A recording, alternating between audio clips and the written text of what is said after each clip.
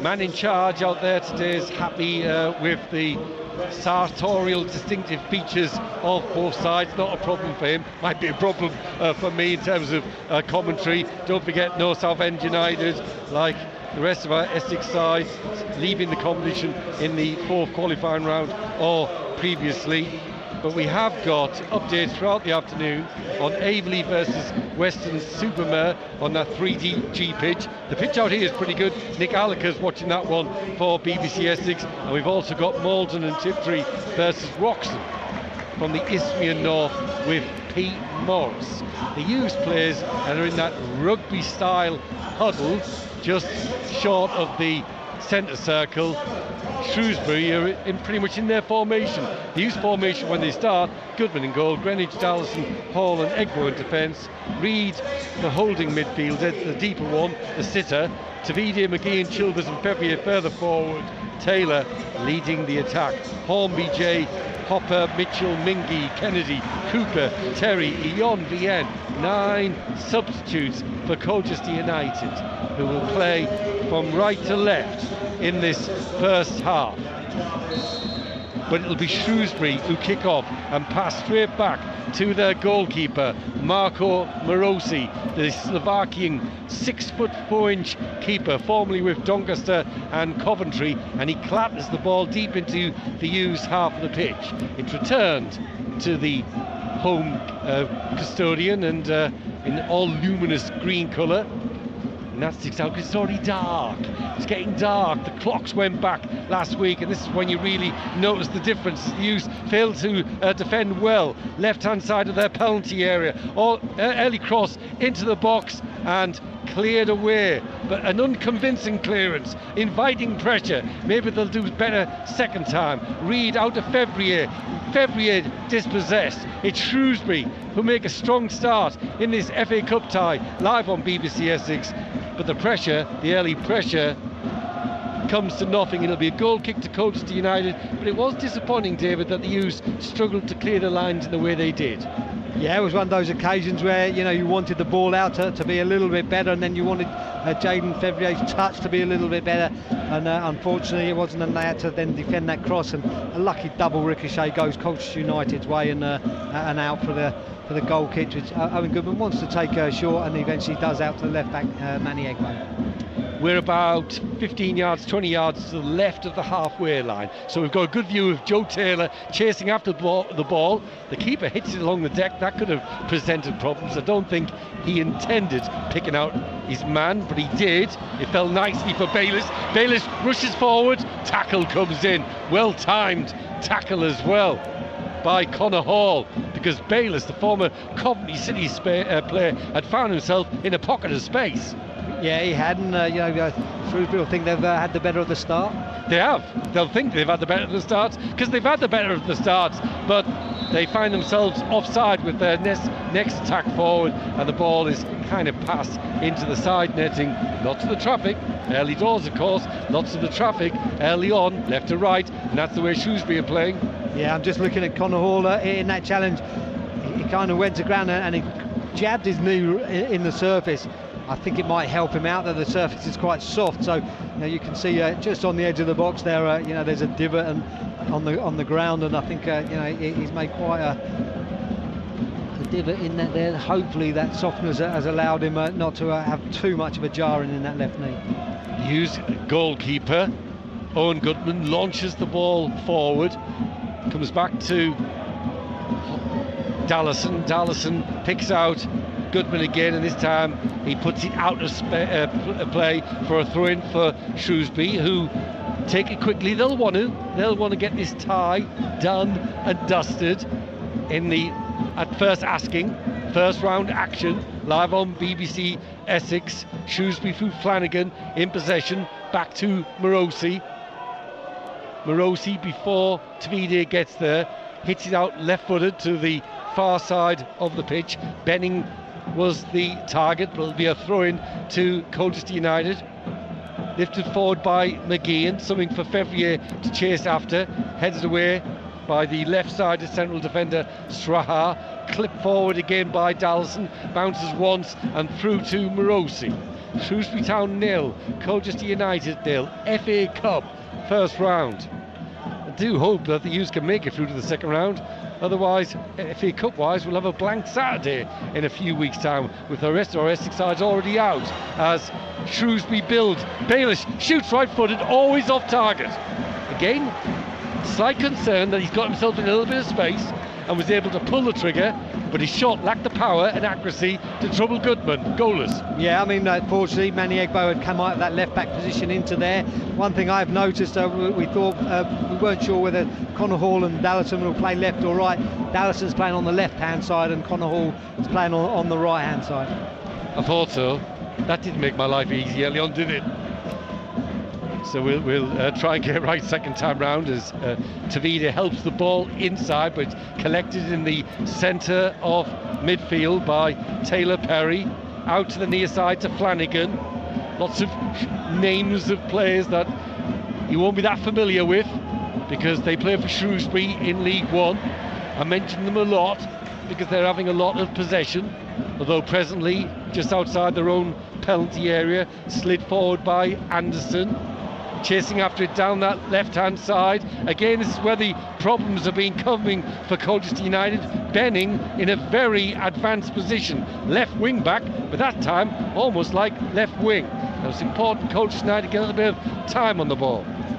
And don't give it away cheaply, which is precisely what Manny Egbo has just done. Bennett passes it back to Anderson. Out to the left-hand side to Benning. And Shrewsbury play a keep ball, and Bennett, the skipper, whips it out to the right hand side. It's a great ball to Winchester. Winchester just tried to slide the ball into the path of Jordan Shipley, couldn't find him. Relief for the U's, early stages, all Shrewsbury. McGeehan clears straight to a player in all blue, and Shrewsbury are in all blue. Bayliss, square ball, headed away by McGeehan. Colchester United Chilvers can't hold on to it, and Shrewsbury will have a chance to ease forward through Straha to Jordan Shipley, feeds it to Benning. Benning runs into trouble, tackle comes in, right hand side of the defence from Connor Hall, clears as far as Anderson, who under pressure from Taylor, I thought was going to hit it out of play. Fevrier dribbling in the final third of the pitch, he had cover. Shrewsbury go backwards, but they're back in possession. Goalless on BBC Essex. All Shrewsbury, but Goodman hasn't had a save to make. 6.5 minutes gone. Here's Carl Winchester. Back to Flanagan. Flanagan, square ball. Inside to Anderson. He's got Straha to his right. Bennett further forward. On to Benning. Benning back to Straha. Straha involving Anderson again for Shrewsbury. 10 yards short of the halfway line. Whips it over the near side, and this time too much elevation out of play, throw into Colchester United. Yeah, and that's what the centre half for Shrewsbury are trying to find Benning on the left and Winchester out on the right hand side. I think naturally Winchester's going to be 10-15 yards further up than Benning is going to be at any given time in the game, and as long as while it's in the air, Manny Egbo can manoeuvre from being in and alongside Tom Dallison to getting out onto into engaging Winchester. I think Colchester United are okay with that. Tavidi just fails to keep the ball in play, and it'll be a throw-in to Shrewsbury. And is that Matt Etherington barking out some instructions? Yes, him on the edge of the technical area straight away. He has been since the start of the game, and he'll be looking at it, and already we can see it settling. We thought maybe Cameron McGeehan would play more alongside Noah Chilvers and Arthur Reid, but at the moment he's having to sit in with Arthur Reid in that central midfield area, with Noah Chilvers playing ahead of them in a triangle. Yeah, because it's Shrewsbury in lots of possession in the opening stages of this game, though possession doesn't kill you. It's the goals that do that. And as yet, they haven't really tested Owen Goodman, as I mentioned a moment ago. This time the ball's hit forward through Udo's. Don't think he intended to let it go through his legs, and collected at his feet by Owen Goodman in all grey this afternoon, matching the very grey clouds above as Everton score in the Brighton. Mikolenko, the Ukrainian, with the goal for Everton. Early in the lunchtime kick-off, Manchester United through Bruno Fernandes. Late, won it in West London against Fulham. Fulham 0, Manchester United 1. A few games in the Premier League this afternoon and a whole host of FA Cup ties. Indeed, Barrow underway at lunchtime, 2-1 up last time I heard at Northampton Town. And last night, Horsham drew at Barnsley.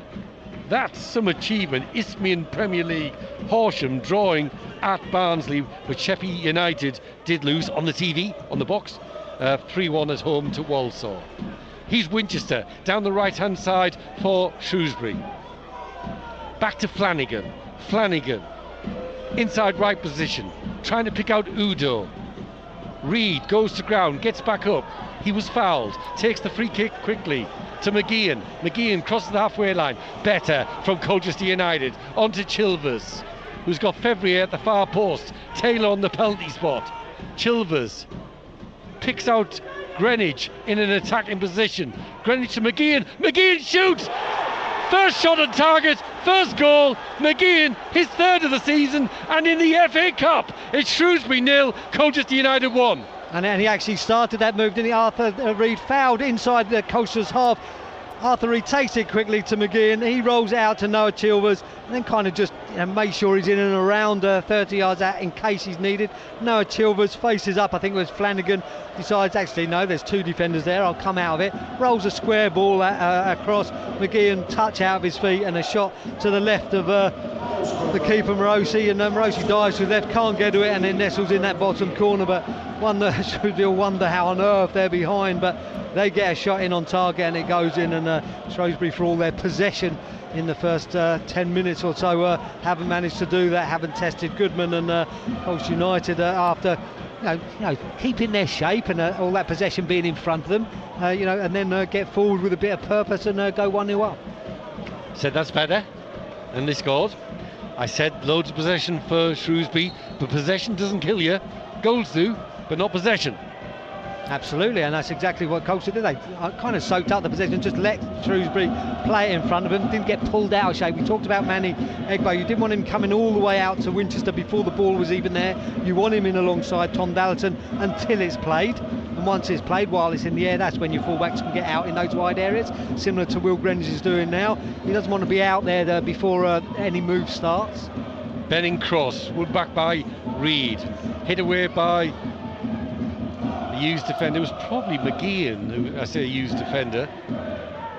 Shrewsbury's main threat has come down the left flank. Hughes' only threat goal-wise has come from Cameron McGeehan. How far out was the shot, David? I'd say about 25 yards. It was. That's decent, isn't it? Shrewsbury probably disappointed that when the ball went to him, there was no one closing him down well enough to stop him having the touch in front. It was a great first touch. It was like he gave himself the opportunity to hit it second time if no one closed him down, and that's exactly how it transpired. Sometimes teams are happy for the opposition to shoot from distance, but not when it's hit that well and that accurately. And Cameron McGeehan has put Colchester United in front. I think I said his third of the season. That's right, a couple of goals already. Make that 3 for Cameron McGeehan. And Matty Etherington, just before Colchester United scored the goal, he was out his technical area, he was barking out some instructions. Maybe he didn't think the start was as sharp as they might have liked. Well, if that's what he was saying, quite the response. Absolutely, yeah. And you look at it, and for me it was still, we got the free kick and it was taken quickly, and that allowed Cameron McGeehan to get on the ball, get forward. And then obviously that gives the opportunity for Noah Chilvers and Joe Taylor to make runs ahead of him. Some defending for Manny Egbo to do, and he won't want to get caught in possession, and he doesn't. He slides it forward to Tabide. Desperate to get there first. Bennett does so, but puts it out of play for a throw-in for Colchester United, who 1-0 up. Hear that terrific sound of the drum, David. I know you're a big fan of the drum at football matches, but if the drum is celebrating, Colchester United are in front, then it's a marvellous noise for us all. Absolutely, yeah, and it's great for those travelling fans as they were coming across. They probably had exactly the same. I think it was raining when I left home, and it was raining when I got here. So it's a difficult journey all the way across. So they'll be pleased that the Colchester United have gone ahead. Yeah, David and I set off separately today, made our own way here, and I think I left before him. I did. I had to nip into Chelmsford first, so it's been a long morning already for me, and the poor old dog was the casualty, because I've never ever, I don't think, not taken him out for a walk prior to a football match wherever it is across the country. So Fred, you're listening now, the user in front through Cameron McGeehan. Fred's shares the name as the same Manchester United footballer, all four parts of it, Federico Rodriguez Santos de Paula. We call him Fred. The red, the U's in yellow and blue are 1-0 up through Cameron McGeehan, and this, let me remind you, is against League One Shrewsbury Town, who may have had their problems on their travels, but they're a better side at home. Actually, they were probably the better side for the opening 10 minutes, and then McGeehan scored. Yeah, and I mean, we were talking in the build-up to the game about how frugal they were as a defence. Good word, frugal. Was it 4 goals this season? Yeah, that was Glenn Pennyfather at home. So it's only taken Colchester United 10 minutes to kind of get that 5th goal, and you can see already the home crowd getting a little bit frustrated about the keeper Morosi, keeping hold of it for a bit longer than they thought. Music to our ears, just like the drum that you can hear.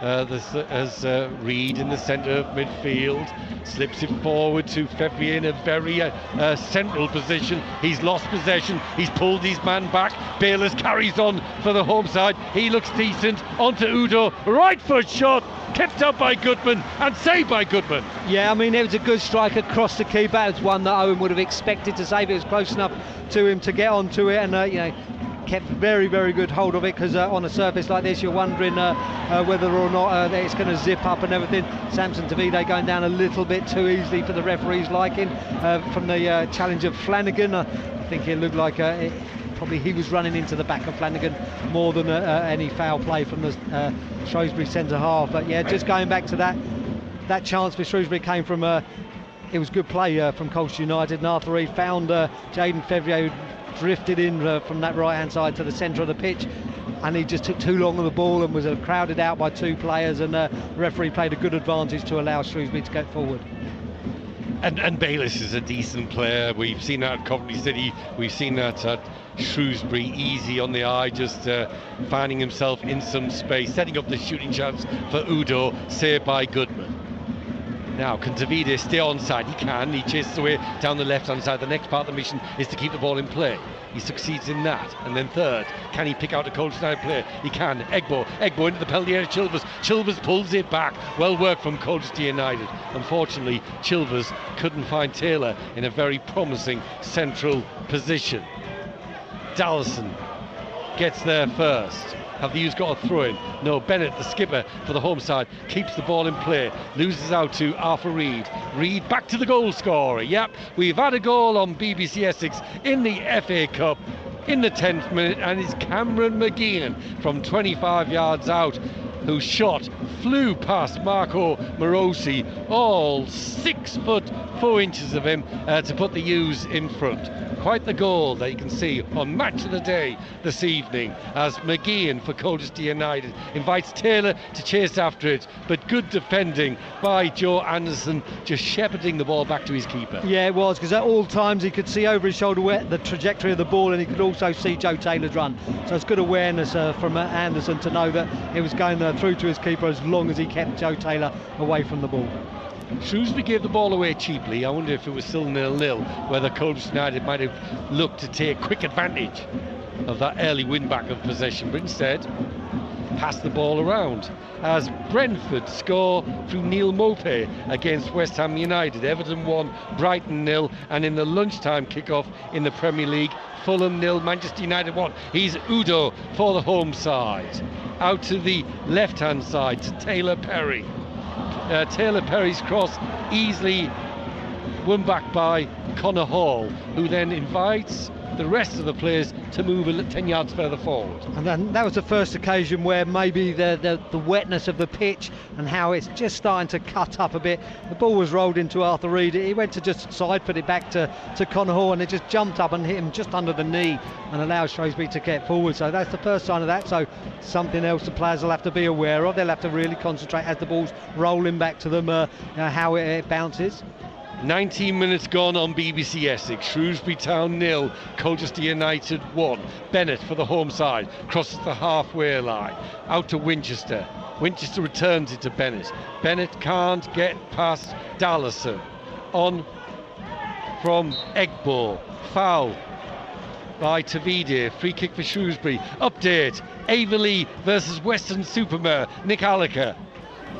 It's Western who are on top in this game. They've had the best opportunity on 15 when Pearce got through, but Averley defender Jalen Jones got back to somehow go away. Apart from that, neither keeper has been troubled. Long injury delay at the start with a clash of heads. Kieran Thomas, the visiting defender, had to go off. It's 0-0. 0-0 there, 1-0 here to Colchester United. But pulling the strings in midfield was Jordan Shipley, trying to open up the used defence. Failed to do so. Throw in for Colchester United, far side of the pitch, on line with their own penalty area. Playing in yellow shirts, blue shorts and white socks, and leading through that was a lovely goal by Cameron McGeehan, wasn't it? Yeah, it was a great finish, and he did everything right in terms of when the ball came to him. He opened his body up. His first touch was in front of him, so if the opportunity came to get the shot away and he wasn't closed down, he was in the perfect position to do it. But still great technique to get the power and accuracy to it down to Morosi's left-hand side.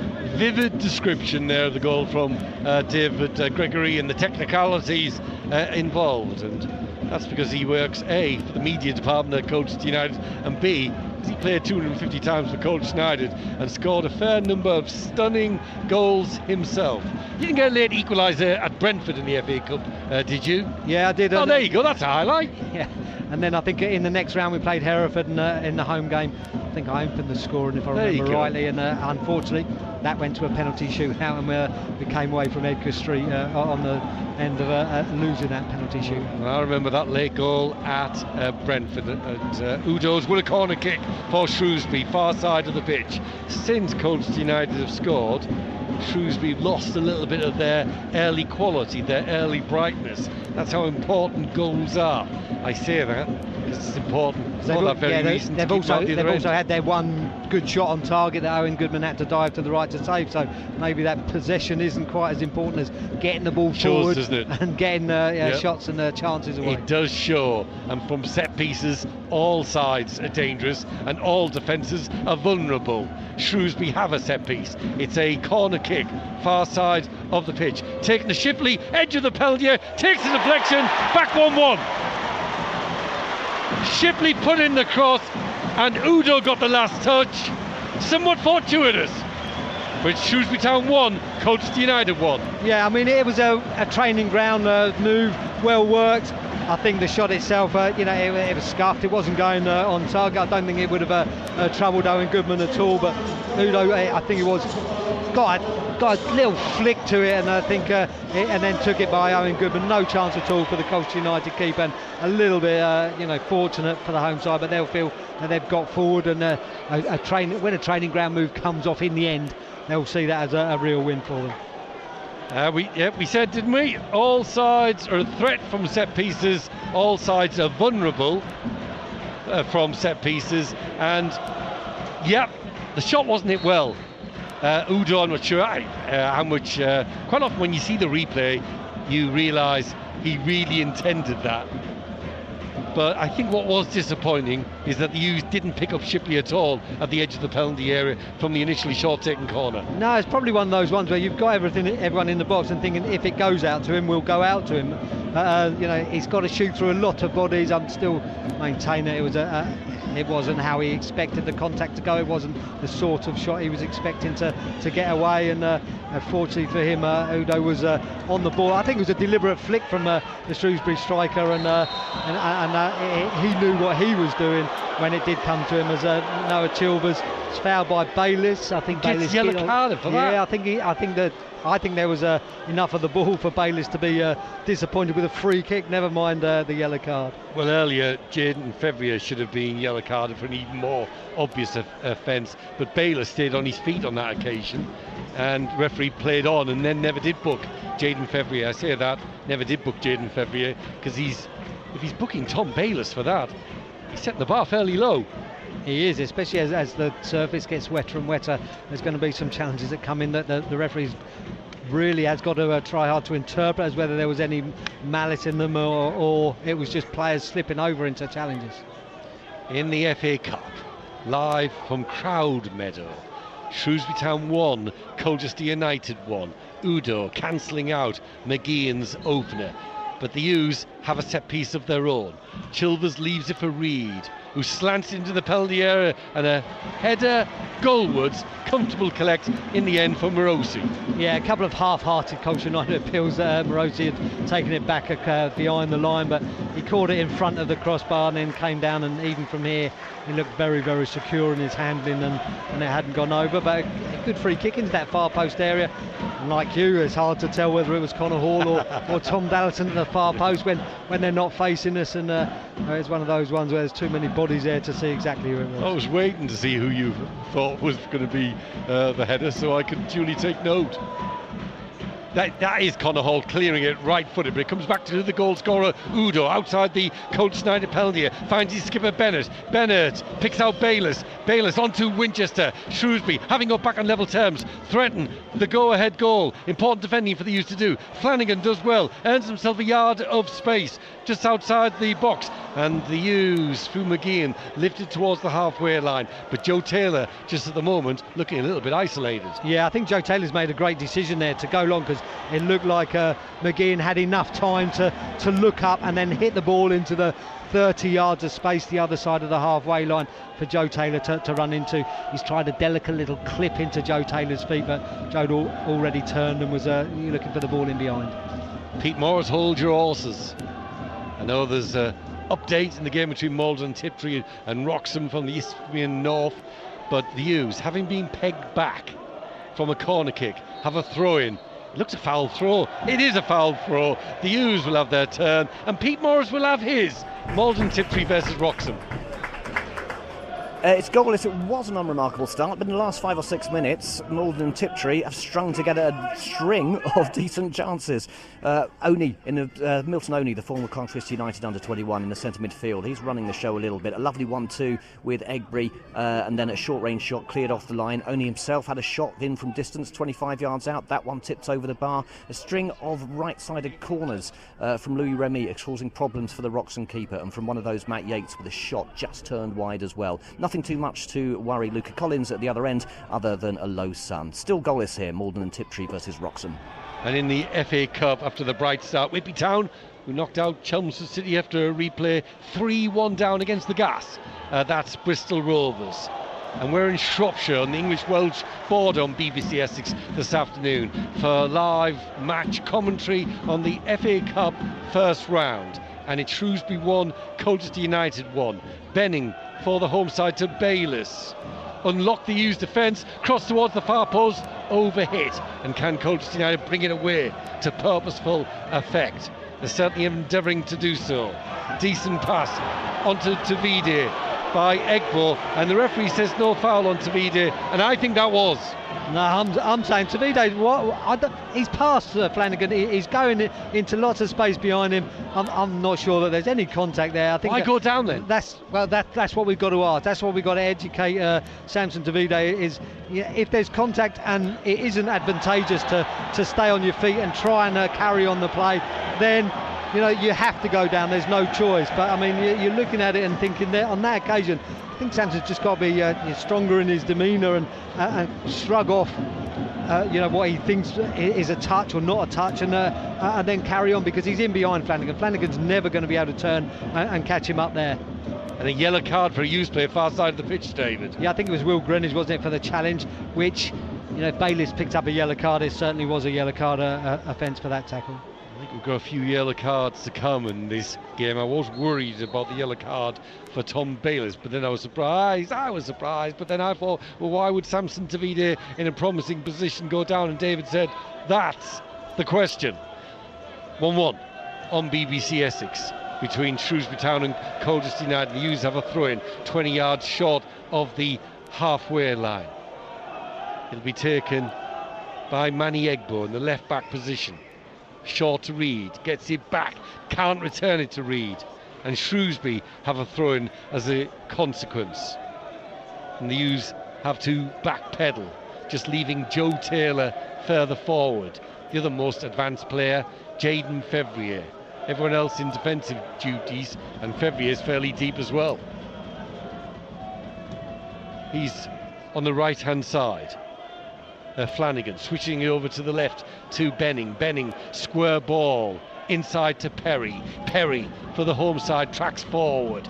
Back to Benning on that left-hand side. Now involving Strahar. Patience and taking a little bit more time now at Shrewsbury because they've got themselves back on level terms. He's Winchester onside, goes down, and that's Reed who nips him with the challenge. I thought he was fouled. Referee says play on. Bayliss for the home side. Nice ball inside. Chilvers alert to the danger.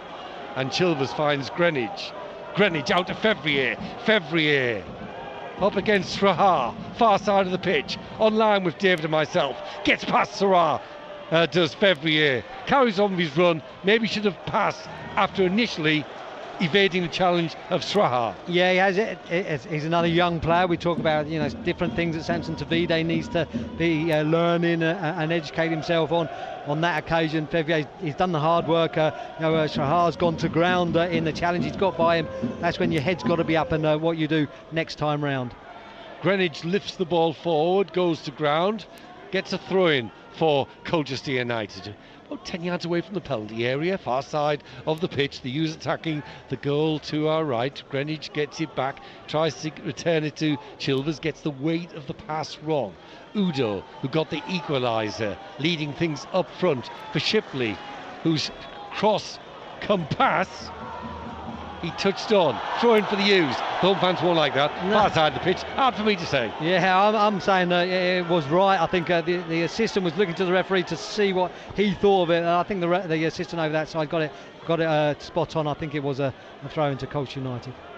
You're listening to BBC Essex 103.5 and 95.3 FM, digital and free view, and because it's the FA Cup, BBC Sounds, where you'll hear about a goal for Malden and a goal at Malden and Tiptree in just a moment. But we'll see if Shrewsbury can cause Colchester United any more problems, having level things up. He's Benning down the left-hand side to Shipley, who has an assist. Back to Benning, into the penalty area, overruns it. Pity from a home perspective.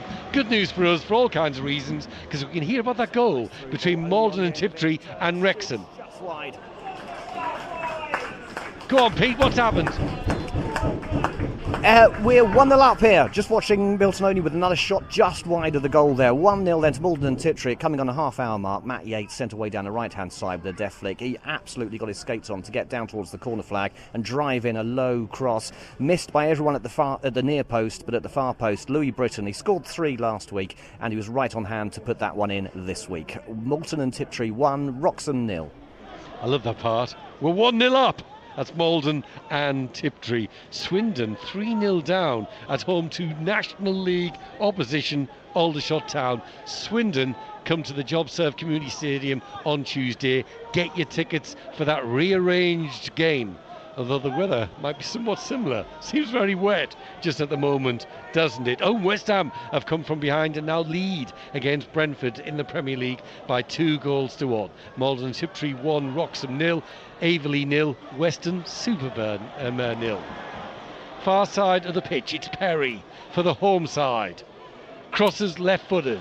His cross is blocked up effectively for a corner by Greenwich, but the U's conceded from a corner not that long ago. Yeah, they did, and they concede the corner, but it's because they conceded possession 30 yards from their goal line. Will Greenwich trying to roll the ball forward, misses his man. Shrewsbury get on the attack, and yes, he's got back, and yes, he's made up for it a little bit, but gives the opportunity for that corner to be taken. And Colchester still won't be able to mark every player that's in and around the box because of players they've got in the box to make sure their numbers are covered in there.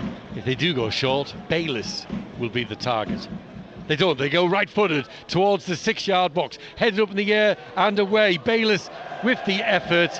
Sort of difficult skill, that one. Ball coming down, might have even come off his shin, and out of play for a goal kick.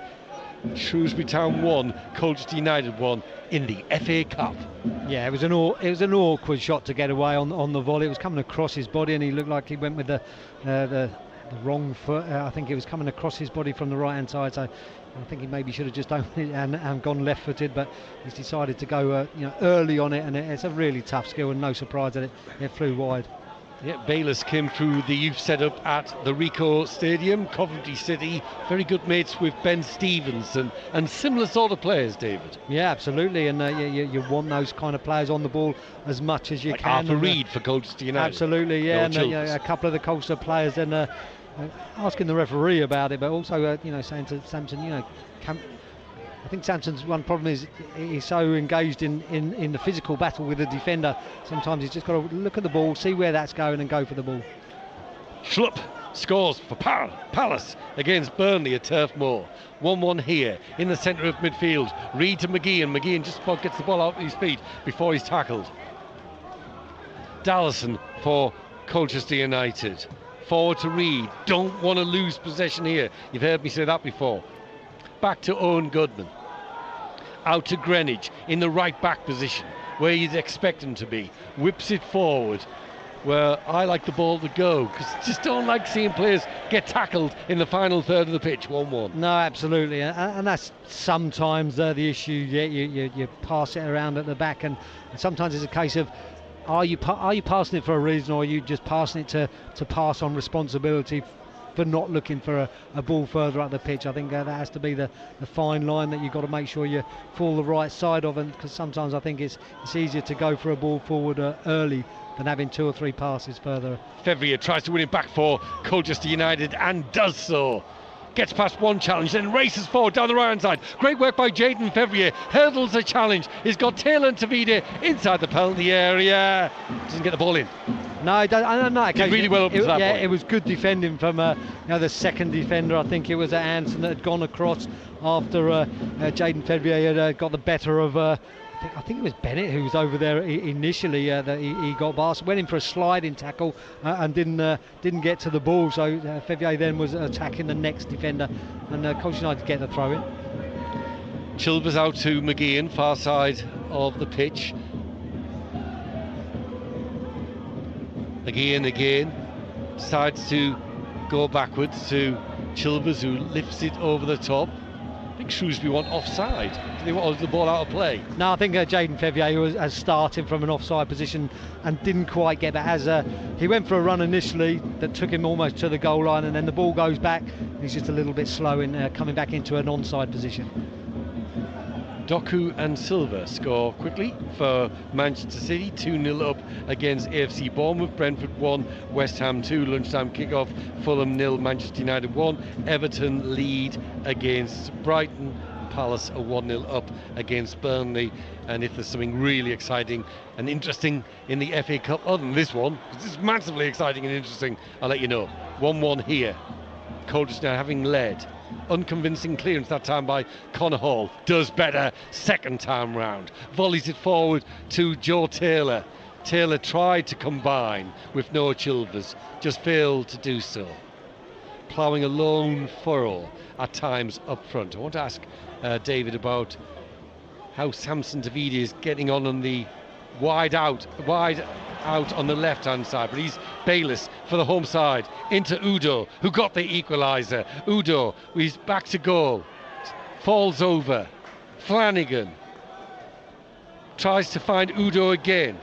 Well done, Noah Chilvers. Good bit of skill, dug out and cleared away by Samson Tavide. What are you making of him in this wide position rather than joining Taylor up front or leading the attack himself? I think he's had opportunities to get on the ball a bit more than he has done, and then same as Jaden Fevey on the other side. Jaden's had it a little bit better in terms of being with the ball in front of him, running at defenders. I think he's been a little bit better on. Udo's onside, right hand side of the Colchester United penalty area. Drives in his cross, won't get past Connor Hall, and it's the referee's given a free kick.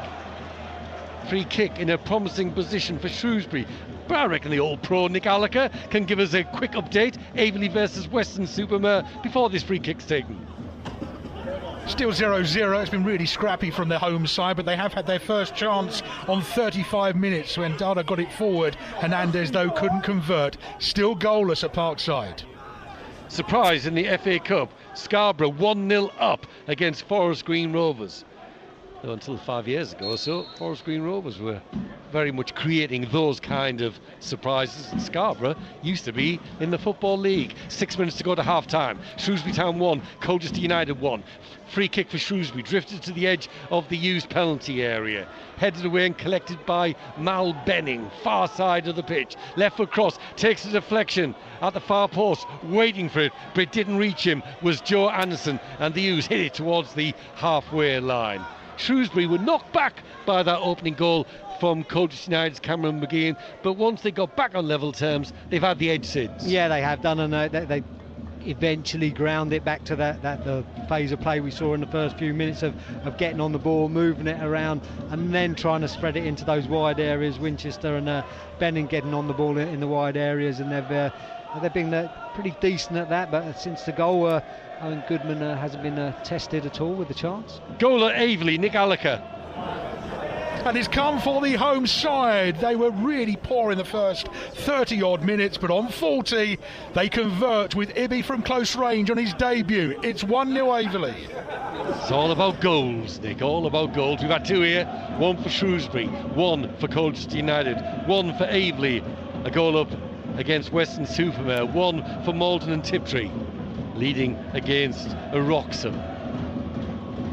Offside flag goes up for Danny Udo. Is it Danny Udo? Dan Udo for Shrewsbury Town.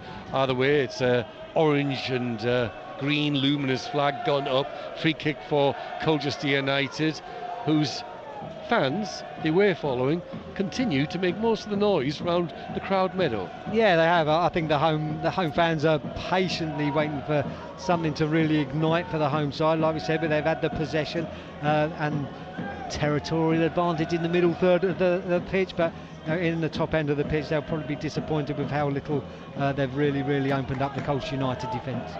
The U's go long through Dallison, over exit, straight through to the home keeper, Marco Morosi, beaten on 10 minutes by Conor McGeehan, but that goal cancelled out when Jordan Shipley's shot, is that what it was diverted goalwards and beyond Goodman by Dan Udo to make it 1-1.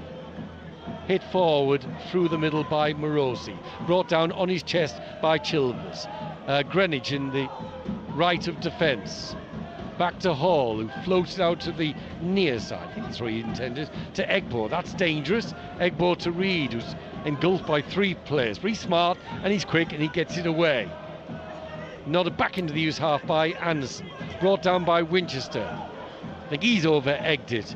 And the use goalkeeper Owen Goodman should get there first. And he does. Rolls it down. Rolls it out in the... just in front of the defence of McGeehan. Tackled on Egbo.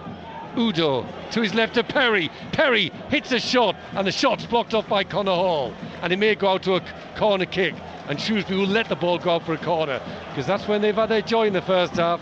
That's how they got their equaliser. Taken short to Shipley, and his shot diverted past the U's goalkeeper Goodman by Udo. So the U's have to be alert to the short taken corner, but also to the ball swirling into the 6-yard box. Absolutely, but before then they've got to be alert to when they've got the ball, can they keep it better, give possession away, and very quickly Shrewsbury transfer the ball from the right hand side to the centre of the pitch and get the shot away. Corner kick, food and drink, comfortable catch and collect for the used goalkeeper Owen Goodman, who wanted to distribute quickly but never really had a choice.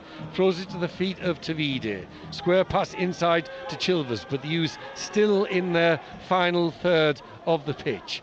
Eggball to his right to McGeehan. McGeehan out to the right. Reed is in a very advanced position further forward for Colchester United. David, is that tactically significant? No, I think just the fact that Cameron McGeehan and Noah Chilvers have dropped off to get the ball a little bit deeper, that's just sensible play. We don't need all three of them in that deep area, and as you can see now, Arthur Reed is deeper than Noah Chilvers, but only because Cameron McGeehan will go, the two centre halves will split and Cameron McGeehan will go into that area between them to try and set the moves going. And unfortunately for Colchester United, Shrewsbury have been very, very good at closing Colchester down, and yes, on occasions I've been critical of us not keeping the ball well enough, but you have to credit the opposition sometimes with the fact that they are doing very, very well to close things down. And they are a League One side, as Chilvers does ever so well to shrug off one challenge, but then Elliot Bennett, seasoned pro, wins it back, gets body between man and ball, draws the contact, wins a free kick for Shrewsbury, and a little bit of brightness is vanquished by that defending by Bennett. Yeah, it was. He did really well because it was a decent play by the three in the triangle in midfield, Reed, McGeehan and Chilvers to get the latter away, but unfortunately in the end Bennett did enough. His pace took him ahead of Chilvers and got on the ball. 1-1 on BBC Essex. Dallison just to his right, to his fellow central defender and skipper Connor Hall, who opts to involve goalkeeper Goodman. Out to the right hand side to Greenwich. Greenwich back to Hall, left foots the ball forward. Taylor 10 yards behind his man. He's had so little service in the first half as Joe Taylor. Yeah, he has, but my worry is that he's playing up there a little bit isolated against the three centre halves. That should mean there's Colchester players elsewhere that are in space. Nicely worked by Colchester United. Indeed, Tavide wanted Reed to pass through to him as Taylor tries to get between defender and goalkeeper. Morosi always favoured. It was a nicely worked move, and Tavide timed his move well, but the pass didn't come. No, but you've got to keep making those runs and keep thinking that ball can come. If it's the right run to make, then make it. That's what Joe Taylor's got to be. He's got to be patient. You can see him getting a little bit frustrated about that he's on his own against those three and he's finding it hard to get on the ball. But he's just got to be patient, and there will be times when he gets that support that he needs. 2 minutes of stoppage time. We're playing now on BBC Essex, and in the first minute of stoppage time the U's will have another corner to defend, but this time from the right rather than the left. Yeah, the low cross came in the near post. It wasn't a great cross. He didn't get great contact on it, and I'm not sure if it was Winchester or Bayliss coming out onto the right hand side, but Tom Dallison went with his right foot to clear it out for a throw in. Just came off his heel a little bit and out for a corner, and one that Colchester United will probably they've got a minute to go, so this could well be the last chance for Shrewsbury in this first half, so Colchester United will have to be focused and concentrated in their defending. Bayliss will take the corner for the home side, drawing 1-1 with Colchester United in the FA Cup. Right foot in the penalty area, won by a man in blue, but he can't keep his head down and his tail's high over the bar. Flanagan with the effort. Yeah, it was, and there's plenty of bodies in there, so Colchester United were close enough to him to make it hard. Yes, he won the header, but it was also looked like he was stretching for it, and that makes it ever so difficult to get it down and on target. And it flew safely over the bar and into the end where Colchester United fans are housed. It's 1-1, David. What have you made of the first half performance from the U's? I think it's been disciplined in terms of them trying to keep their shape when Shrewsbury have got the ball. I think the main times that Shrewsbury have caused them problems, obviously from a set piece, but I think before then it's the way Colchester have given the ball away when maybe they should be a little bit more careful with it. Was it a bit harsh on me because Shrewsbury have closed us down really well, but I think the players out there can be better in possession than we have been. Scott Marshall said that last week in the 1-0 win against Accrington. They could have looked after the ball better and they would have invited so much pressure as it is. they kept a clean sheet and won by a goal to nil. Not this afternoon. McGeehan put them in front, 25-yard shot, only for the home side to equalise through Dan Udo. We're into the second. We're beyond the second minute of stoppage time, so the referee will bring to an end the flickering moments of this first half in just a moment. And that's it. Referee blows his whistle for half-time in his FA Cup first round tie between Shrewsbury Town and Colchester United. And at the break, David Gregory, it's the Shrews 1, the U's 1. Yeah, and like we were just talking about, we've defended fairly well. Just those little bits and pieces, you have to be careful of. And I think that the goal's a little bit unfortunate because the shot comes in. There's plenty of bodies there, and then just a clever flick from a missed hit shot goes in the corner. But other than that, I think Owen Goodman's had one really good save that he's made down to his right-hand side. But I think Shrewsbury feel that they've done enough to be ahead of the game. But I think Colchester United will feel that 1-0's about right. And what does Matty Etherington do at half-time? 1-1. He'd bite your hand off right now, wouldn't he, if you offered him a replay? Not yet. I think if we can't go on in the second half and get a winner, I think it's very well saying this disappointed, and then you're hoping that if you can't win, let's take him back to Colchester and get the job done over there. But I think he'll be going out, and I think if Colchester are more careful in possession and can get the ball further up the pitch while being careful with it, I think there's no reason why we can't test the defence, because I don't think we have done it at all. The shot came from well outside their penalty area, so the defence will feel, that's the midfield that should have been closing down. Yeah, thanks, David. You can't complain too much about the scoreline, because Shrewsbury have certainly had more of the game and posed more of the threat. But it was a delightful goal that was scored by Conor McGeehan in 10 minutes, and there was a fair slice of luck with the equaliser. Corner taken short to Jordan Shipley at the edge of the penalty area, and his shot into the box was diverted home or hit Dan Udo. Either way, it's 1-1, and overall Shrewsbury deserve to be on level terms. But everything to play for in the second half of this FA Cup first round tie, live on BBC Essex. We're at the break. It's Shrewsbury Town 1, Colchester United 1. Well, we'll be back with David and Neil for the second half commentary, but with the time now coming up at 9 minutes to 4, let's get the latest on the roads with Tom.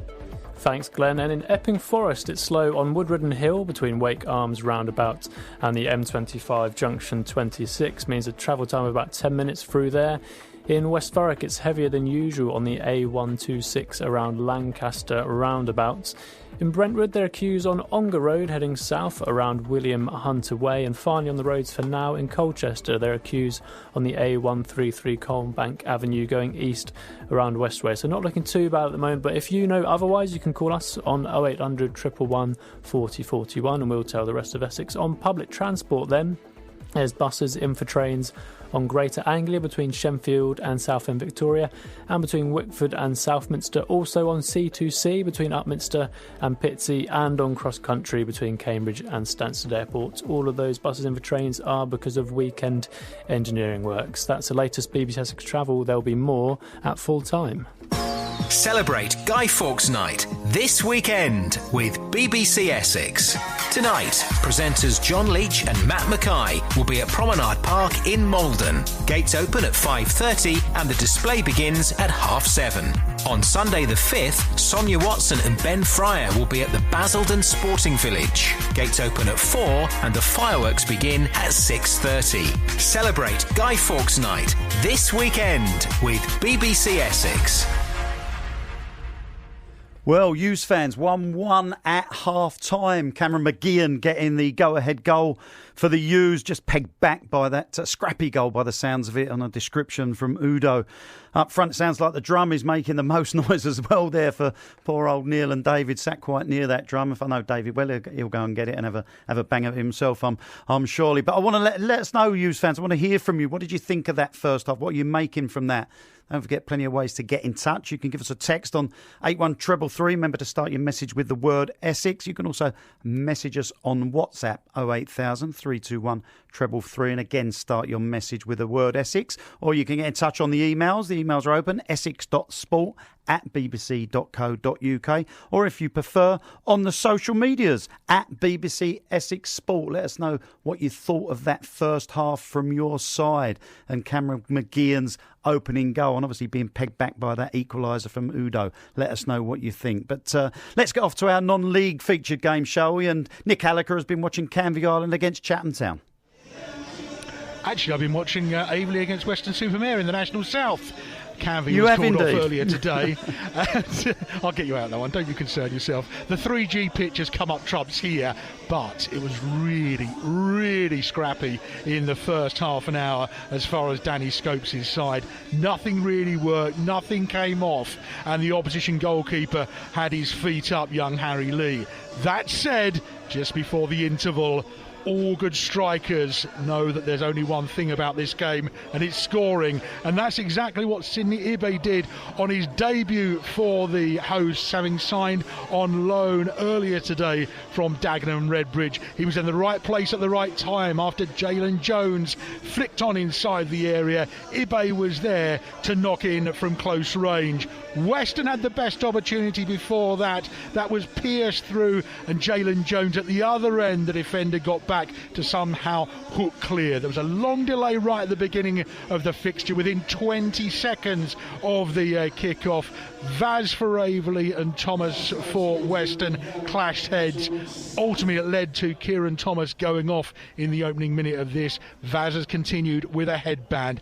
Aveley with their noses in front. It hasn't been pretty to watch, but Danny Scopes, we happy with the scoreline. We'll need an improved performance, though, in the second period. 1-0 Aveley in front. We'll be back with Nick through the second half for updates. My apologies there, Nick. Obviously, you know you can't get the staff. You know that. And, of course, Nick is at Aveley, not at Canvey Island. That got called off for a waterlogged pitch earlier in the day. But Sidney Ibe there getting a debut goal for Aveley to give them the lead at half-time. Well, last we heard, Malden and Tiptree were also leading 1-0 against Wroxham. And Pete Morris has the half-time details for us. And that is the half-time score. The goal coming on 30 minutes. Louis Remy flick into acres of space down the Malden and Tiptree right-hand side for the fullback Matt Yates to run at full pace. Just managed to pick up the ball and put in a low cross, beaten by everyone at the near post. And Louis Britton hanging around at the far post to tap in from short distance. He scored a hat-trick last week. He's properly on form at the moment. Why did that space appear? Well, it had been an unremarkable game for the first 25 minutes, but then the two wide players for Malden and Tiptree swapped over. So we had what we now call reverse wingers, and it was Remy turning inside, creating that space for Yates to run into. It's caused all sorts of chaos for Wroxham, and the last 15 minutes or so they were rather on the racks. The man running it was Milton Oney, former Colchester United under-21 player in the central midfield. He reads the game well. Lots of interceptions and also a couple of shots for himself as well. One tipped over the crossbar and one shot just wide. At the moment it's all one-way traffic for the home side. Malden and Tiptree 1, Wroxham 0. Thanks very much, Pete. And we'll be across both those games in the second half with Nick at Aveley and Peter Morris at Malden and Tiptree, both sides winning 1-0 at half-time. And don't forget, we want to hear from you. Give you the contact details. Is 81333 on the text. Remember, start your message with the word Essex. On the WhatsApps, 08000 321 333. Remember, start your message with the word Essex again. If you want to get involved on the emails, it's essex.sport@bbc.co.uk, or if you want to go on the socials, at BBC Essex Sport. And don't forget, you can also get in touch at the end of the programme in the last hour. I'd love to hear from you on the phones. It's 0800 111 40 41 in the last hour of the show. Well, somebody that has got in touch, who's dropped us a message, is obviously Mick the Pundits, Mick in Colchester. Apologies for that, Mick. We missed that right at the start. And he said he was interested in Nick Alliker's report at Aveley that they had lost a couple of players. Is there no transfer window, and what are the rules for non-league clubs? Well, the rule is there is no transfer window, Mick. That's the fact of it all. There's no transfer window for non-league clubs, so they're allowed freedom of movement for players as and when they choose. So consequently, obviously, Aveley have done that after losing obviously two really strong players for them in Matt Rush and John Benton recently. They've managed to pick up a couple, and one of those is Sidney Ibe today, who's got the go-ahead goal for him on his debut.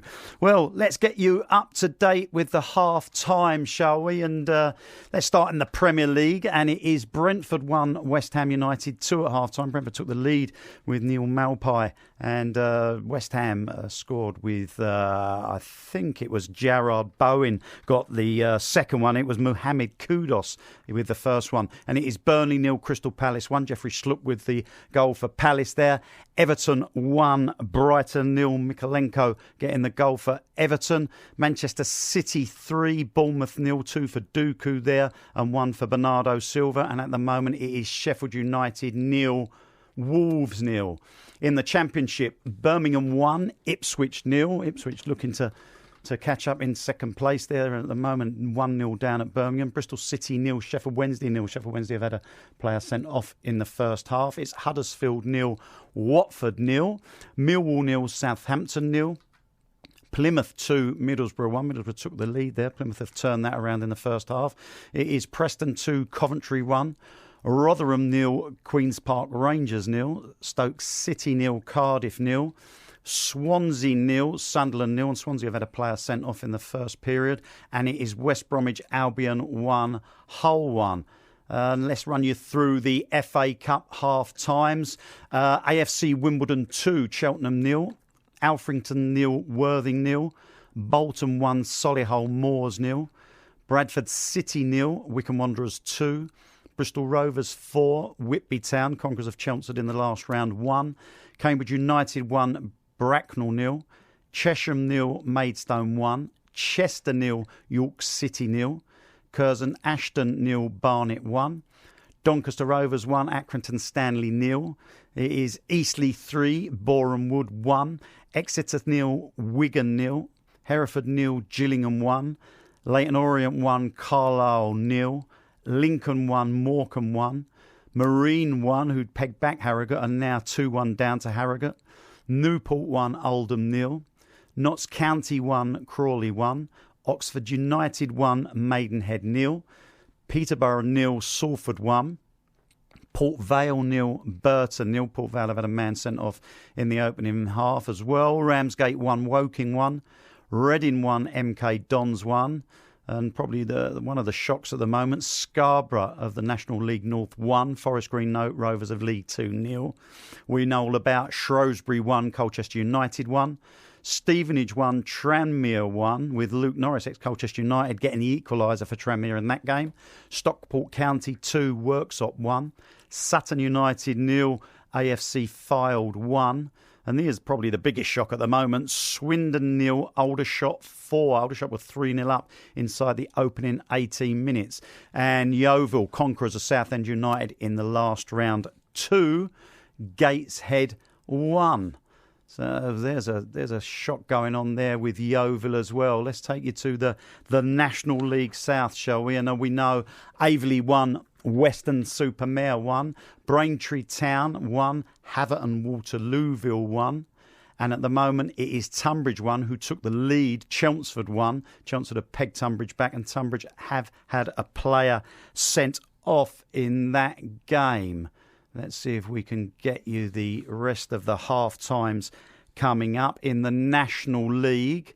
And I know there's one game going on in the National League, and currently it is Dorking 1, Dagenham Redbridge 2. In the Isthmian Premier League, Billericay Town are leading Bognor Regis 1-0 at half-time, with Adi Aziz with the goal after 35 minutes. Hashtag United 1, Hastings United 1. I know Hashtag went 1-0 behind in that game. Concord Rangers game is off away at Kingstone, and that got postponed earlier today. Basildon United 0, Redbridge 0 in the Isthmian North. Brentwood Town and New Salamis was postponed earlier today also. And Brighton Sea Regent 2, Grays Athletic 0. And Lowestoft 2, Haybridge Swifts 0. And Whittam Town and Stowmarket was postponed with a waterlogged pitch earlier on. And finally in the Southern League Central Division 1 at half-time, it is Kidlington 1, Waltham Abbey 2. And we'll get you all the full-time scores in the last hour of the programme. Well, we are approaching the second half at New Meadow, where Colchester United are drawing 1-1 at present. BBC Essex Sport. Chilvers picks out Greenwich in an attacking position. Greenwich to McGeehan. McGeehan shoots!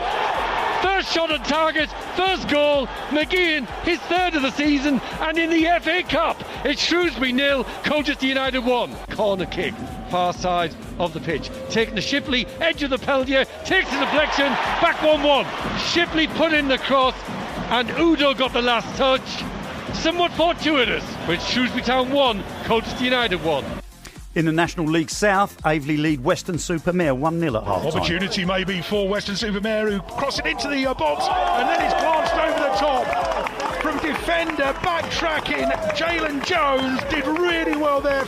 He thankfully got back for his side and denied Weston-super-Mare. Now Dada, right-hand side for Aveley. Approaching the penalty area, neat bit of trickery. Lucy gets it into the area, curled in, but it's gone wide of the target. It's scampered over. Then there's a push. Absolutely still with the opportunity. Hernandez is denied. Kelly gets the cross into the box for Aveley. Is it going to come down with a striker? It is! And a conversion by Ibe on his debut. He's a 6'6" tall striker, but it was right on the ground as he converted. And it's 1-0 to Aveley. Against the odds, it has to be said, against Weston. In our other featured game in the Isthmian League North, Malden and Chiptree lead by the same score, 1-0 against Wroxham at half-time. Cross into the near post, missed by first, missed by second, and converted by Louis Britton. 3 last week, and that's the first for him this week. Malden and Chiptree 1, Wroxham 0. Already today in the Premier League, Fulham have lost to Manchester United 1-0 with an extra injury time goal from Bruno Fernandes. And in the FA Cup, Northampton have lost at home 3-1 to Barrow. Well, it's time to rejoin your commentary team of Neil Kelly and David Gregory for Shrewsbury Town against Colchester United. It is all level at the break. Coverage is available on all our frequencies today and on BBC Sounds. It is BBC Essex Sport, and the time is coming up to 6 minutes past 4. BBC Essex Sport. Welcome back to the Crowd Meadow scoreline at half-time. As Glenn has been saying, Shrewsbury Town 1, Colchester United 1. You just heard the goals. Lovely goal, wasn't it, by Cameron McGeehan? Only for it to be cancelled out by Dan Udo. No changes at half-time.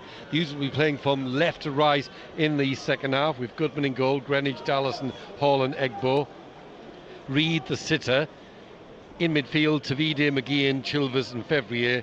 And further forward, Taylor. Lots of options.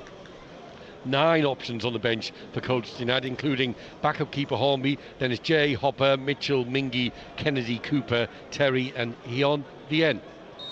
The referee blows his whistle, Scott Jackson, and we're underway in this second half with the U's playing from left to right. David Gregory saying on BBC Essex, got to try and win it, got to go for it if you can. Me thinking 1-1, take that, replay. Probably week Tuesday usually replays. That will be confirmed if and when this game finishes level, and there's a long way to go on BBC Essex. 45 minutes, no doubt a whole heap of stoppage time, and also keep you across what's going on in the game between Aveley and Weston-super-Mare. Aveley 1 up there as Shrewsbury win a corner kick, and that's a disappointing start to the second half for Tom Dallison, who I thought would have been favoured with Dan Udo, but nonetheless it is a corner for Shrewsbury. Especially disappointing when you bear in mind that Shrewsbury got the equaliser in the first half from a corner kick, that time on the left, this time on the right. Shipley was the man involved from the corner. His shot diverted goalwards by Dan Udo, who's won a cheap corner there. So the U's early doors in this second half have to deal with a set piece. Cross right footed towards the far post, kept in play. No, it isn't. Just for a moment I thought Joe Anderson managed to wrap his left foot round the ball and bring it back into danger area of the 6-yard box, but it just went out of play. Corner kick for Shrewsbury, came to nothing, but Tom Dallison will be disappointed that they got a corner kick in the first place. Yeah, he will be, because I think he's looking for it to go out for a goal kick initially. I think Udo gets a slight touch on it that then makes inadvertently gets another touch off Tom and goes out. So he'll be disappointed he didn't manage to just be a bit stronger and hold Udo away from the ball. David Shrewsbury getting players forward early doors in this second half, giving the U's no time on the ball, playing 10 yards further forward, coming out of the traps quickly after half time. And you'd expect that. They're at home, they're a League One side against a League Two side, and the U's have some early defending to do. Yeah, and they've done everything with more purpose in this first couple of minutes in the second half than they did early on in the first. They kept possession in the first half but weren't really hurting Colchester United. So a second corner in rapid succession for the home side, hooked away by Arthur Reed, and Joe Taylor tried to get there first.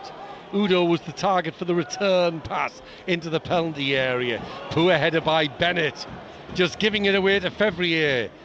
And Fevrier will attack down the inside left channel for Colchester United. Wants an option, gets one in midfield from Conor McGeehan, who's already scored from this distance earlier, and that was so close to getting a second, and the U's within inches of restoring their lead. Yeah, and all of a sudden it just opened up in front of McGeehan, and he thought, well, why not? And he's put it in front of him, had the shot. I wasn't sure if it just got, a deflection off the surface, off something in the surface, because it didn't look like Morosi saw it early. It was almost like he got caught out diving to his left-hand side, and from here it wasn't exactly just visible. for a moment I thought it hit the outside of the post. Yeah, it looked like it was going towards that post of Morosi. It looked like he wasn't unsighted, or there was some movement of the ball. Yeah, there was some that kind of deviation.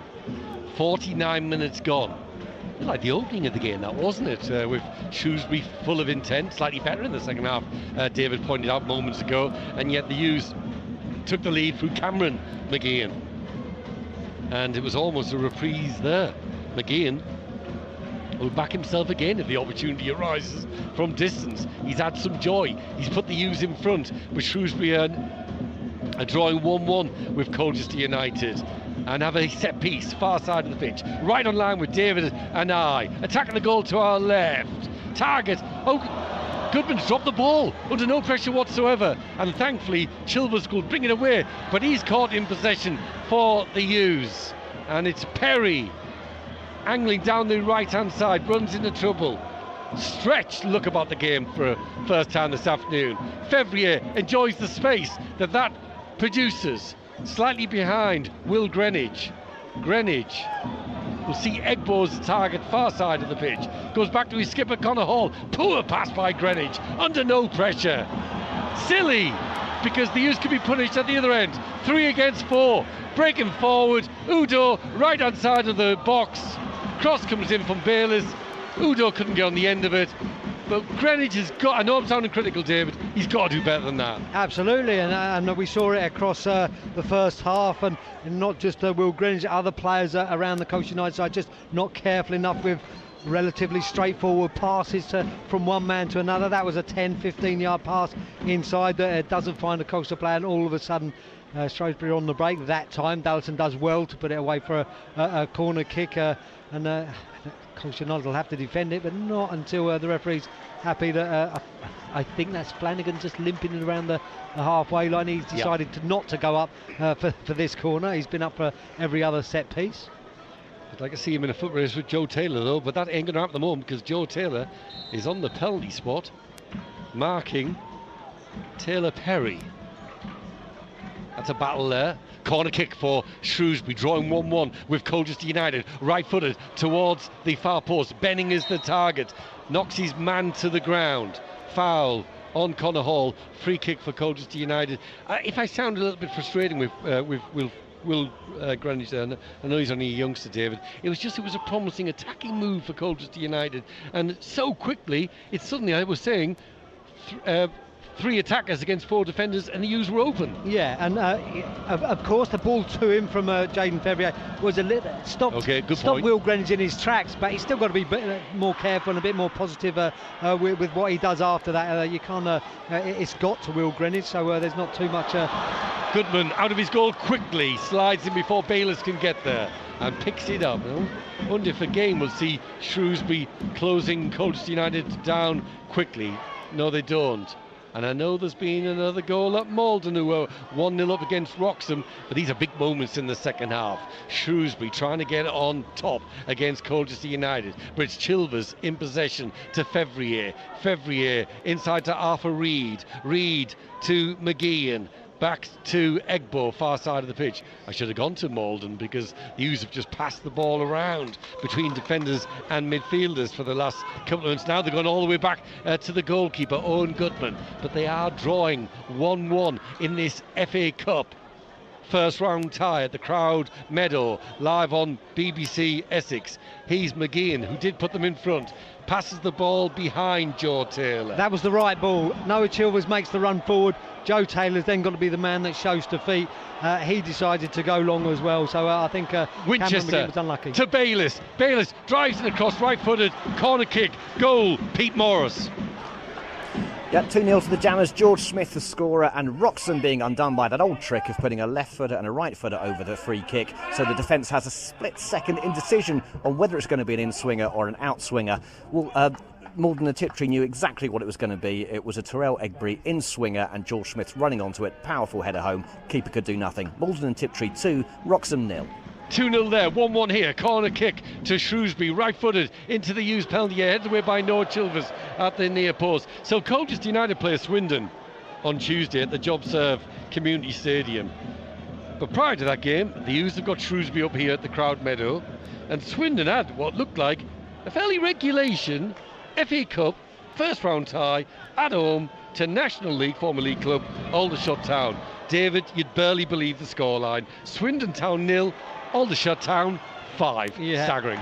Yeah, it is staggering, so far there, but I'm already thinking, will we see a reaction from Swindon Town I knew you'd say that. On Tuesday? So hopefully it will dent their confidence so much that it's still affecting them on Tuesday, and Colchester, their confidence will be lifted in this last 32 minutes or so.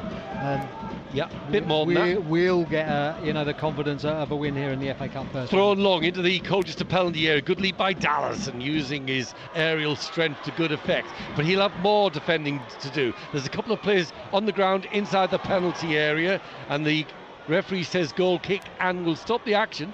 He might have done this earlier because there's a Shrewsbury player with a head injury, but he didn't stop it because Shrewsbury were attacking. No, and I think Samson Tavide and Anderson both went down in the penalty area, and then Samson saw that there was a danger that he could stop her, so he managed to get up and be okay. He's gone over to the assistant. Yeah, he's limping. It's an ankle, so the referee got that spot on. 1-1, 10 minutes into the second half. A little bit of mist around the Crowd Meadow, just obscuring the views of the trees between the Saloff leisure stand to our left and the main cantilever stand opposite. It does rather remind me of the JobServe Community Stadium, as McGeehan and Taylor feeding on bits and pieces. Force the goalkeeper into a poor clearance. Chilvers might go for goal. Left-footed! Threads it. Nothing more than that. Threads it wide of the target. Yeah, I mean, we said earlier about Cameron McGeehan's shot that Morosi didn't look entirely comfortable with it going past his left hand and to that corner of the goal. On that occasion, I think the Shrewsbury keeper was well aware that it was going wide of the target and was happy to see it go out for the goal kick. The goals are happening in our non-league games. We've had 2 here, 1 for both sides. And then it'll be off to Averley at a propitious moment. But it's a long ball through the middle, chested down, and Shipley puts Shrewsbury in front. And the U's undone by a nothing ball through the middle. Jordan Shipley, on his return to the side, just lifted it over Owen Goodman, and the League One side are in front.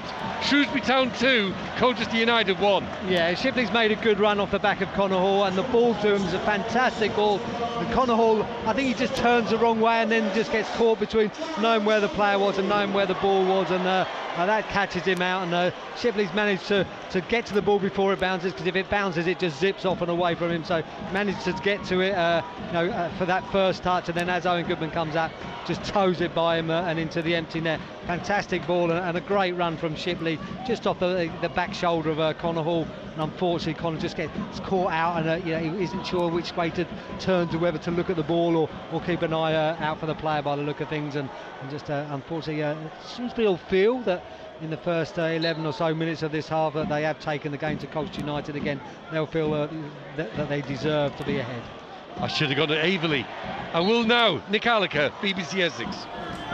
And despite chances in this second period for Western, it's Averley who have doubled their advantage. Long throw in from the right-hand side by a Ring. Ibby teeing up, and Vaz converts from the edge of the area. Averley in front 2-0. So Averley are 2 up. Malden Tiptree also lead by 2-0. The U's were in front against League One Shrewsbury Town, but now find themselves behind. I say a nothing ball. That's a bit unfair, and not what I meant by that was the U's were undone by a ball which they would have seen coming from 40 or 50 yards away. Jordan Shipley saw it, got on the end of it, and it was an excellent bit of control, and then just lifted it over Owen Goodman to put Shrewsbury in front, and the U's have got everything to do now, David. Yeah, they have done, and you could see Shrewsbury on the front foot now, because Colchester United had the ball at the back. Shrewsbury, all of a sudden, their press is really good and really high. It's been good. Includes second half, 4 and 5 players rather than just a couple that Colchester will then be able to get round and pass. On that occasion, 4 or 5 people closed them down, and in the end, Colchester United, they managed to get the throw in over there, but that's gone the way of Shrewsbury. And the U's will switch to a 3, I think, at the back with Zach Mitchell, who had to make maybe it'll be a straight swap for him for one of the central defenders. Logically, it'd be Tom Darlison returning after a significant absence. I think it'd probably be going to a 3 so that we can get players further up the pitch and into areas that can hurt Shrewsbury, but that substitution is going to happen very, very quickly after the goal. Greenwich will go off for Colchester United. Zach Mitchell will go on. The U's will go to 3 at the back and a couple of genuine attacking wing backs. Yeah, I mean Egbo I think will come out to this right wing back slot, and Jaden Fevier I think will stay out on that left hand side, but play as a wing back. It looks like Connor Hall's on the left now, Tom Dallison in the middle of the 3 centre halves, and Zach Mitchell's on the right. Changes at the back, but with the U's 2-1 down on BBC Essex in the FA Cup, but changes designed to get the U's creative down the flanks going forward. They'll have to wait though, because Fevrier has some defending to do. Heads it up in the air, gets it back to Jaden Fevrier. Colchester United have never really taken the game at all to Shrewsbury during the course of the afternoon. Happy to hit on the counter-attack. But it's Shrewsbury threatening again down the right-hand side. Shot into the midriff of Owen Goodman, and Shrewsbury are on top at the moment. He's Arthur Reed for Colchester United. Zach Mitchell gets his first touch right in front of us. Passes it inside to Dallison, playing in the centre, as David said, with Connor Hall to his left. He's Arthur Reed again, 10 yards short of the halfway line. How about a bit of service for Joe Taylor? And Samson Davido, is he taking up a more central position now, David, through the middle with Joe Taylor? Yeah, he has done, and you look at it, you've still got that triangle in the midfield area, but for me now we've got 3 players at the back. Noah Chilvers, Arthur Reed and Cameron McGinn have got to be careful not for more than one of them to get sucked too deep, because the whole idea of going 3 at the back is so we've got extra men further up on the pitch. If all of a sudden there's 2 of those coming back into the back 3, all of a sudden that's 5 players that are in defensive areas. Reed for the U's, just short of the halfway line on BBC Essex, with Colchester United now 2-1 down to League One Shrewsbury. Chilvers darts forward, does so well into some space, closed off, but only to McGeehan. McGeehan out to the left hand side to Jaden Fevrier. A apex of the penalty area as the U's attack the goal to our right. Fevrier does so well, turns quickly into the box. Can he pick out Chilvers? Blocked inside the 6-yard box. Follow-up effort over the bar by Joe Taylor. Fantastic skill from Jaden Fevrier on the left hand side. Both Shrewsbury defenders thought he was going to go back to Connor Hall with the ball. He rolls that foot over and then spins, and he's in behind both of them, pulls it back. Now Chilvers' effort through plenty of bodies. One of those bodies was able to get a touch on it and clear it to the edge of the penalty area. I'm not sure what the referee's talking to a couple of Shrewsbury players there, and saying that one of them's got to change it. It's got to change his shirt. I'm not sure. Yeah, I think that's Anderson coming off to. They're saying, has he got to put a new shirt on because it's ripped? I didn't know that was in the rules, but so it is. That's exactly what's happening. And unfortunately, when it comes out to Joe Taylor, Shipley is getting some treatment, whilst Anderson has his shirt changed. And Colchester United show that having fallen behind, they can cause Shrewsbury problems, but they are going to have to take risks, and it'll be Shrewsbury with the opportunity to hit Colchester United on the counter-attack. Indeed, Shipley did that to put Shrewsbury 2-1 in front.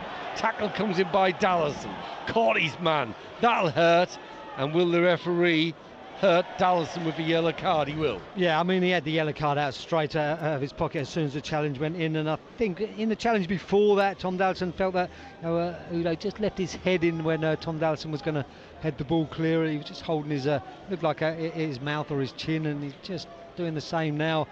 From the previous challenge, I think he probably went into Udo a little bit hard that second time. Udo was clever enough to move the ball away from him and take the foul, and I think it was an easy yellow card for the referee to give. 18 minutes into the second half, these were plenty to do. So that's Anderson without a number on his back, Dave, is that correct? Yeah, that's him. Worth me knowing that. Nicely done by Bayliss out to the right-hand side. Shot over the bar, good effort, and Jordan Shipley is full of beans, and he has every reason to do so, to be so, David, because his assist level things up, and now his goal separates these two sides. Yeah, and he's a player that's got into very, very good areas. He hasn't all the time been playing right up alongside Udo. He kind of sits in that two with Bayliss behind him, but it was a fantastic run. He was the man going the furthest behind the Colchester United defence, and just like I say, just gets in behind Connor Hall, and Connor Hall's just caught in two minds, whether to be looking at the ball, and turns the wrong way and gets caught out a little bit. Reed's long ball, telegraphed, easily intercepted. I know there's been another goal, but Shrewsbury are threatened. They're 2-1 up against Colchester United. I fear a third goal. It'd go a long way to settling this contest, and the U's will be out of the FA Cup. Let's hope it doesn't come to that anytime soon anyway, as the home side build patiently, more patiently now than previously. Makes sense, of course, doesn't it? Benning passes back to Sirha. Benning, smart ball inside to Jason Sirha. On to Udo, inside the penalty area. Udo wants to turn, scooped away just by a man in yellow and blue, and Chilvers holds off his challenge. Lovely back heel inside to Reed. That was a delightful bit of skill, and Reed just can't unlock the door with Tavide making a run through the inside right channel. He's Bayliss for the home side. Stretch field of the game. Bayliss into the D. Shoot, takes the deflection, saved by the goalkeeper. Now, have we got Pete Morris standing by? We have, and Malden and Tiptree are 3-0 up now. It came from the penalty spot, George Smith converting. That all came from Wroxham trying to push up and get something out of this game. Good pressing from the front two from Malden and Tiptree. They won the ball back. That got Terrell Egbury away in a lot of space down the left-hand side. Pace for pace with the full-back, but he just got goal side as he turned into the area. There was enough contact for the referee to be convinced that that was a spot kick. George Smith converting his second of the game. Malden and Tiptree 3, Wroxham 0. Thanks for picking up, Pete. I did say a third goal for Shrewsbury would pretty much settle it here. Well, that's surely the case in that game, because Malden Tiptree have a 3-goal advantage. More stretched field to the game, David, but the U's have got to start taking risks, because they're 2-1 down, and the FA Cup, that means you go out. Yeah, of course it does. You have got to take chances at the moment. Colchester United they're not taking massive chances and pushing men forward. They're still keeping Conor McGeehan, Cameron McGeehan rather, and Arthur Reed a little bit deeper than Noah Chilvers, and the ball hasn't been finding its way into the final third of the pitch enough occasions as Ryan Bowman comes on. He's been excellent, Jordan Shipley. He's played a massive part in turning this FA Cup tie around in the home side's favour. But his afternoon's done. 66-67 minutes of it, and he's been replaced by a man who brings back nightmares for you supporters in his own right, Ryan Bowman, on as substitute for the home side. Do you remember that 6-1 defeat for the U's, David, against Exeter City? He got a hat-trick. Sliding challenge, ball won by Dallison. He had to win the ball. Reid, inside his own penalty area.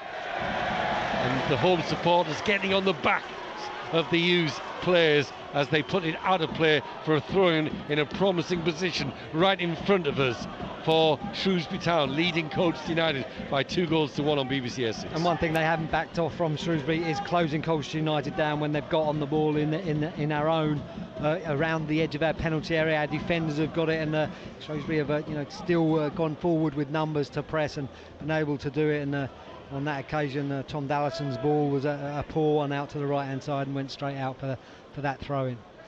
Yeah, the U's haven't created that many chances. It was a lovely goal that saw them in front through Cameron McGeehan.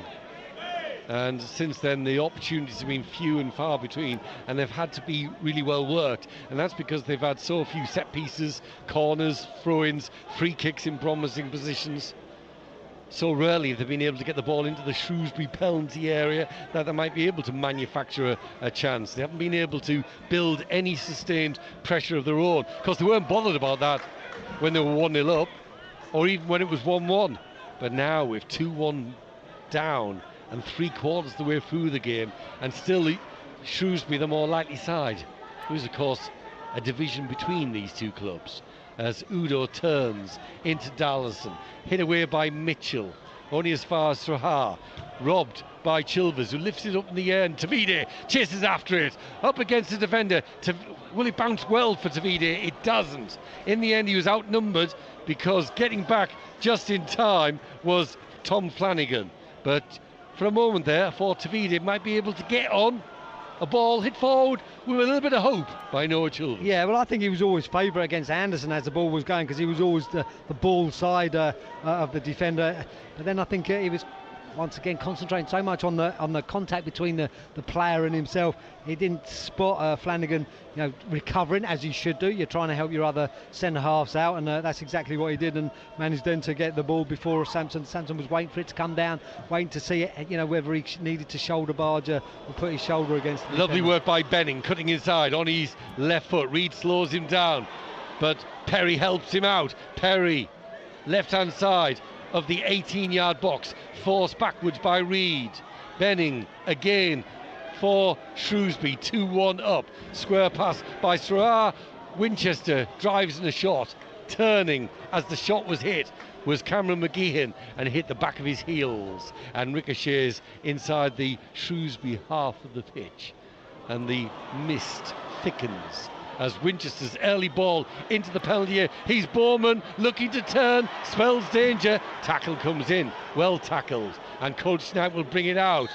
And there's a foul, a late foul, once it became obvious that Chilvers couldn't get on the end of the pass. Yeah, just looking at it now, you're seeing the clock almost come up to 70 minutes. You're wondering if now's a time for a change of personnel, or get some fresh legs on in the top end of the pitch or in the wide areas, just to see if we can upset Shrewsbury a little bit in what they're doing. They seem very set now in their shape and how they're defending against Colchester United, because it isn't really too much about how they're attacking now. It's about how Colchester United can get at them and see if they can't find their way back into this cup tie. McGeehan crosses the halfway line and sends it out to the left-hand side to Connor Hall, and February is just hacked down. Pointless. Far side of the pitch. I'll tell you what you get. A yellow card. Yeah, and I think that's Winchester over on that far side. February just got it, cut inside him, and do you know what? It was an obvious. It's the previous attack where Fevrier opened up the Shrewsbury defence, and that's what Winchester, Old Pro, was worried about, and took the card for the team. Yeah, and you're just looking down to the bench to our right. It looks like there's going to be three. Yeah, it looks like there's going to be 2 or 3 substitutions. I love this moment. Ionby and Terry and Hopper are all ready to come on and and try and change the game for Colchester United. And you don't want to be in the position of the fourth official now, because he's got a real job to do. While Jaden Fevier's up and all right and everything, so that'll be okay for Colchester United. So the first of the changes is the last of the afternoon for involvement for Tom Dallison, and he's replaced by Frankie Terry. Yeah, that's an interesting one. Whether whether they thought that Tom Dallison would only be able to make 70-75 minutes of the game. You wondered if that's the case, because that's a straight swap between two centre halves. Samson Tavide's already off, and Tom Hopper makes his way to the edge of the penalty area. That's a like-for-like change, and whether this is Joe Taylor or whether it's not, I think you want to keep more players, forward players on the pitch. So it'll be an interesting one to see who Yonbian comes on for. So he hasn't come on as yet. The U's have got a free kick. They're trailing by 2-1, but it is Joe Taylor, David, who's gone off and immediately goes behind the goal, which you're required to do, and he'll walk in front of the away fans, who give him a very decent reception. Though they're seeing their side trailing by 2-1, but they have a set piece attacking the goal to our right. They've had so few set pieces in promising positions. Can they get on the end of this one? It's headed up in the air and away. They have so many players forward, unusually, that they had to win it back, and they did so. It's a miscued pass out to the right-hand side that's cleared away by Straha, all the way through to Owen Goodman in the visiting goal for Colchester United. 2-1 down if you're just joining us on BBC Essex. Averley and Malden and Tiptree both heading for victory in their games against Weston-super-Mare and Wroxham. In the Premier League, I've not heard anything lately. Don't know if you've got anything for me. Brentford 1, West Ham 2, Burnley 0, Palace 1, Everton 1, Brighton 0, Manchester City 3, Bournemouth 0, and Sheffield United 0, Wolves 0. But nearly all those goals were in the first half. I might just give that a quick check as Colchester United make the changes and now wait for the change. Yeah, I mean, that's what they want to. I'm not sure. I think the referee's waiting. The fourth official was indicated to him that a change will take place, but the referee said, no, if you're not ready, Matter it is waiting down there on the halfway line to come on, and I'm not sure what the change will be. The goals in the Premier League. Brentford have equalised against West Ham. It's 2-2. Manchester City have added a fourth against Bournemouth, and Sheffield United, big goal for them, have got their noses in front against Wolves. Here, Shrewsbury 2, Colchester United 1. It's the FA Cup, so unless things change, the U's will be out of the competition at the first hurdle, and Essex's interest in terms of Essex sides will be over for a season, as Owen Goodman shows great skill to slip past Bowman and get the U's passing the ball along the deck, and then we'll be off to Park Drive with Lane with Pete Morris, where Malden and Tiptree are beating Wroxham by 3-0, but and I say beating because I think they are going to. Egbo runs down the right-hand side. Hopper's inside the penalty area. Ball's out for a goal kick. Pete Morris, another goal. Wroxham have got one back. It was a nice little interplay down the left-hand side, actually, and crossed into the middle for their full-back, wandering upfield. Why not? Rio Abadunde with a side-footer in past Luca Collins in the Malden Tiptree goal. That's all we've seen of Wroxham in this second half. It has all been one-way traffic, and as the light goes down here, the floodlights aren't brilliant, to be honest. It looks like Wroxham's hopes are also fading. It is Malden and Tiptree 3, Wroxham 1. And in the fading light of day, the U's hopes are receding. 2-1 down. West Ham United are back in front in the London derby. Brentford 2, West Ham United 3. 15 minutes left, David. 15 minutes to get themselves back on level terms. Yeah, and I think it's case Colchester United are going to have to take a few more chances than they have done so far. Benning, very advanced, down this left-hand side, plays it inside. Chance for Bowman. Great block. Great block.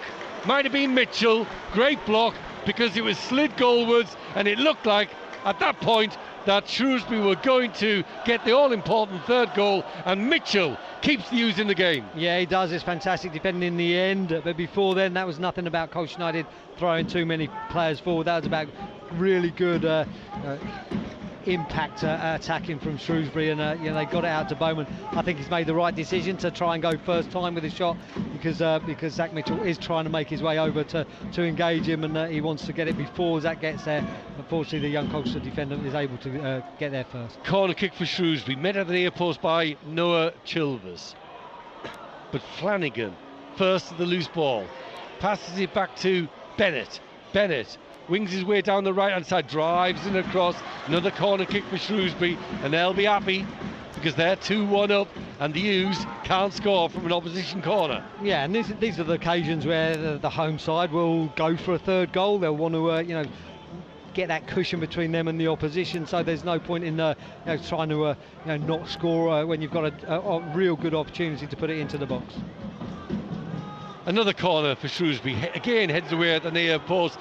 Benning smashes it in, blocked off by a Hughes defender. Mitchell with the clearance. It breaks nicely to Benning. Goodman gets out quickly. The ball's still live inside the Hughes penalty area and headed away towards the near side. Shrewsbury thought they were certain to get a third goal. Instead, Perry shot deflected, looped over the bar. Another corner for Shrewsbury, 2-1 up. And here we are on BBC Essex wondering about whether Colchester United can get up the other end and get an equaliser. And yet at the moment, it's all Shrewsbury. They're looking the more likely side. They've penned the U's back, and they've got another corner. Yeah, and they're trying to turn the screw. They're trying to get that 2-goal cushion, and I think Perry thought he'd done all the hard work in cutting inside, gets a shot away, and Noah Chill just comes off the back of his heel and loops over the crossbar for this corner. But at the moment, Colchester United, as much as they'd like to be at the other end, are having to do everything to just keep the deficit at 1 goal. Winchester with the corner, right-footed, headed up in the air by Bowman, collected just ahead of his line by Goodman. He wants to throw it out quickly. Fevrier will be the target, but it's 10 yards away from him. And then the Hughes players will all charge out, but Shrewsbury work it well. Lovely play by Bayliss, past Reed, onto the right-hand side, across the face of goal, and that will settle it, surely. The Hughes were trying to break quickly at one end, but left gaps at the back at the other end, and they're heading out of the FA Cup, and the gap between League One and League Two increasingly evident. Shrewsbury Town 3, Colchester United 1. Yeah, and you're looking at it, I mean, all of a sudden Owen Goodman clears the ball, wanting to find Fevrier on this right hand side. But to their credit, Shrewsbury had 3 players back, so he was never favourite to get it. But then they go through. I mean, it's far too easy for Bayliss to go past 2 and 3 Colchester United defenders, and then he rolls the ball out to that right hand side. I think it was Perry over that side, is then able to cut inside, gets his shot away. I think there's a deflection, but that only takes it into the back of the Colchester United net. And with the pressure they've put Colchester United under in the last 10 minutes, you can't deny Shrewsbury that 2-goal cushion that we were talking about, as Arthur Reed's just the follow through. I think it was Benning just trying to clear the ball, and his follow through takes him into Arthur Reed's. But the officials often give free kicks for that, but the referees decided against it, and I think all the Shrewsbury players thought it was a free kick. It was a fairly even first half, David, but right from the beginning in the second half, Shrewsbury came out and have been on top, and increasingly that gap, and there is a gap between League One and League Two, becomes more evident, and that, I guess, is reflected in the 2 goals. As Tom Hopper breaks into the penalty area and almost puts the ball into the path. I don't think it was, he was on VM, but he didn't quite find it. No, and Colchester United making another change now. Noah Chilvers is going off behind the goal like Joe Taylor did, but Che Cooper to come on, and he's got 10 minutes now to really make an impression. He'll feel he deserves probably more football over the last 2 or 3 games after a little foray into the starting lineup where he scored goals, and he'll be wanting to keep his name in whoever it is going to be head coach for Colchester United, and be in and amongst the squad. Yeah, they've just proved too strong in the end in the second half, and Colchester United can have few complaints, although Dave will say game's not over, Neil. It's 3-1 up. I've seen bigger fight backs than this in my time. I've featured in some of them, no doubt, but it's just that the Shrewsbury have been increasingly dominant after the break, and that's why it seems so unlikely that Colchester United will be able to mount a fight back, as Che Cooper, in his first touch since coming on, combines with Arthur Reed, slips past Bowman, sends it out to the left-hand side to Fevrier, who opened up the Shrewsbury defence once this afternoon, but not that time. Another goal for Malden and Tiptree, Pete Morris. And just a moment or so after Wroxham had got a goal back, Malden and Tiptree have regained their 3-goal lead. They're now 4-1 up. It came from Harry Phillips on as a substitute. He'd only be on a moment or so. Someone to my left remembers the old Sham 69 song and shouted, "Hurry up, Harry," as he came on, and he did. It was a near post sort of header bundled in, and it means that Malden Tiptree 4-1 up. This game is as good as done. And this game, Shrewsbury are 3-1 up. Not quite as done, but bear in mind the dominance that Shrewsbury have had in the second half. I kind of fancy it'll be Shrewsbury's name that will be going into the hat for the draw for the second round, and there'll be no Essex side left in the bag at all. It's only Colchester who made it through to the first round, and they got that far, dare I say it, due to a bias. Goodman clatters the ball, unintentionally of course, out of play, and it'll be a throw into Shrewsbury. 3,011 at the game, and a decent away following of over 500, but they've been quietened in the second half as they watch Shrewsbury get on top. Yeah, they have been, and they have. They've kind of been relentless in their pressure in pressing Colchester United when Colchester had the ball, and when they've got the ball, they've been really, really efficient with it, and they'll feel in this second half they've deserved it. And those 170 Colchester United fans that have made the trip will feel at half time there was still very much in the game, but Shrewsbury, as you say, taking the game away from them. They did in the second half, and like I said, it's only then really in the second half when you think, I suppose there is a gap of one division between the two sides. And of course Shrewsbury were at home, and do you remember that collective audible gasp of disappointment when the draw came out? Well, you didn't get wrong, because the U's have come up short. You kind of expected it. What have you made of it? Glenn Pennyfather sitting ready and waiting for you in the final hour of the programme for your thoughts and reflections on the FA Cup 2023-2024 for our Essex sides. You can text 81333, start your message with the word Essex. I suppose one consolation with the U's going out of the competition, am I writing them off too early, 3-1 down? I don't think so. Is that they can now concentrate on the league. They've won their last two games and they'll want to maintain that run on Tuesday. Can they maintain their recent improvement?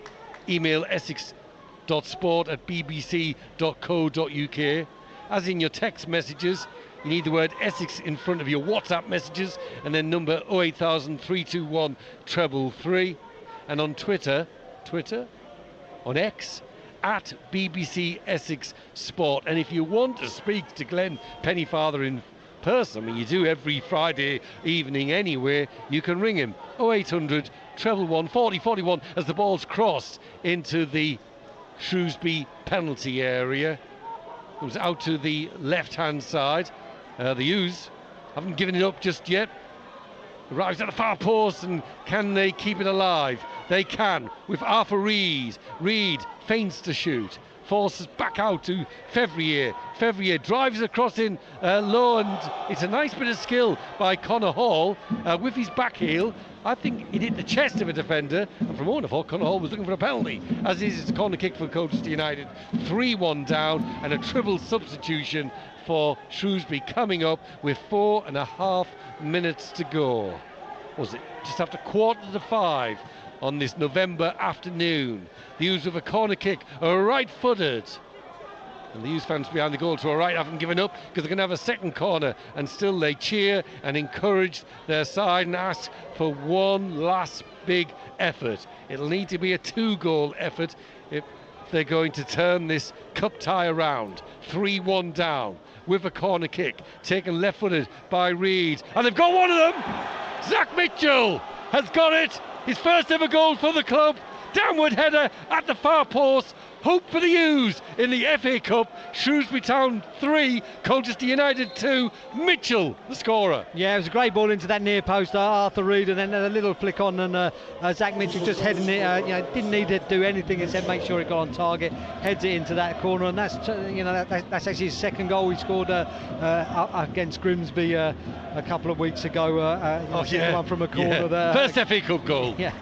And we're just looking at it now, and all three of those substitutions look like they're still going to happen despite Colchester United scoring a goal. My apologies, Zach Mitchell, not your first ever goal.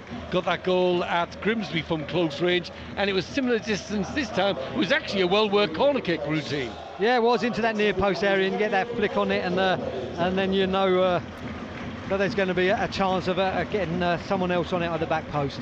Elliot Thorpe will make his debut for Shrewsbury on loan from Luton Town, and the changes continue. And then when we get back underway, Neil Kelly was talking all about how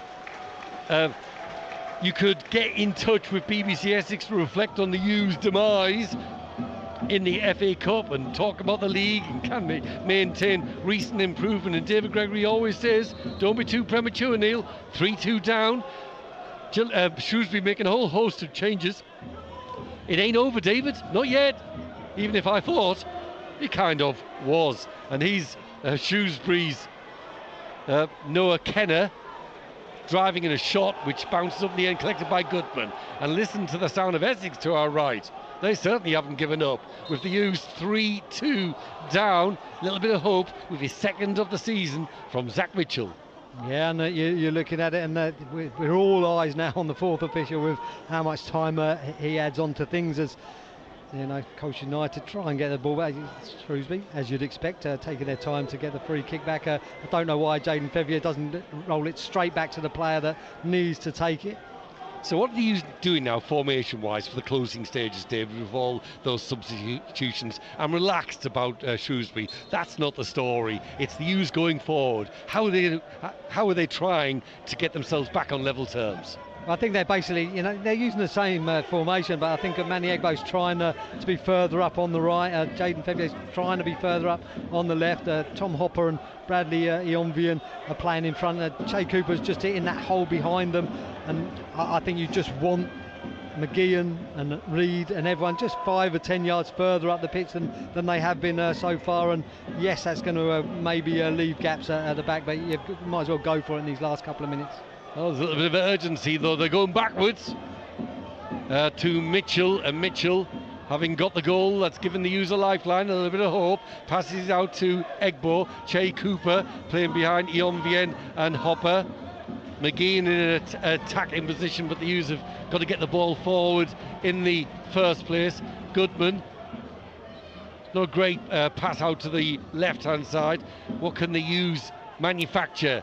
They've gone back to Goodman again. I thought the idea was to get the ball forward, David. Patience, I guess. Now they go along. Ionvien competes, loses out. McGeehan can't get there first, and then pushes his man to the ground and concedes a free kick. And I don't think that's the best decision. No, I think it was one of those ones. It was a tired challenge in the back of a Shrewsbury player from McGeehan. He's got around the pitch very, very well this afternoon, and he'll feel a bit aggrieved on that one, but it did look like he was in the back of the player. Here we go, David. We're going to find out how much stoppage time we've got in this game. Seemed very unlikely, and you know what I meant when I said the U's were 3-1 down. It wasn't just the 3-1 scoreline, it's just that Shrewsbury had been so much on top in the second half. It seemed very unlikely that Colchester United would be able to get back in it, but nonetheless, a well-worked set piece. Absolutely. Well, there's life, there's hope. Yeah, and they're the incidents where you have really got to do everything you want to do. It's 6 minutes, David. Yeah, and that gives the opportunity for Colchester United to try and get forward as much as they can.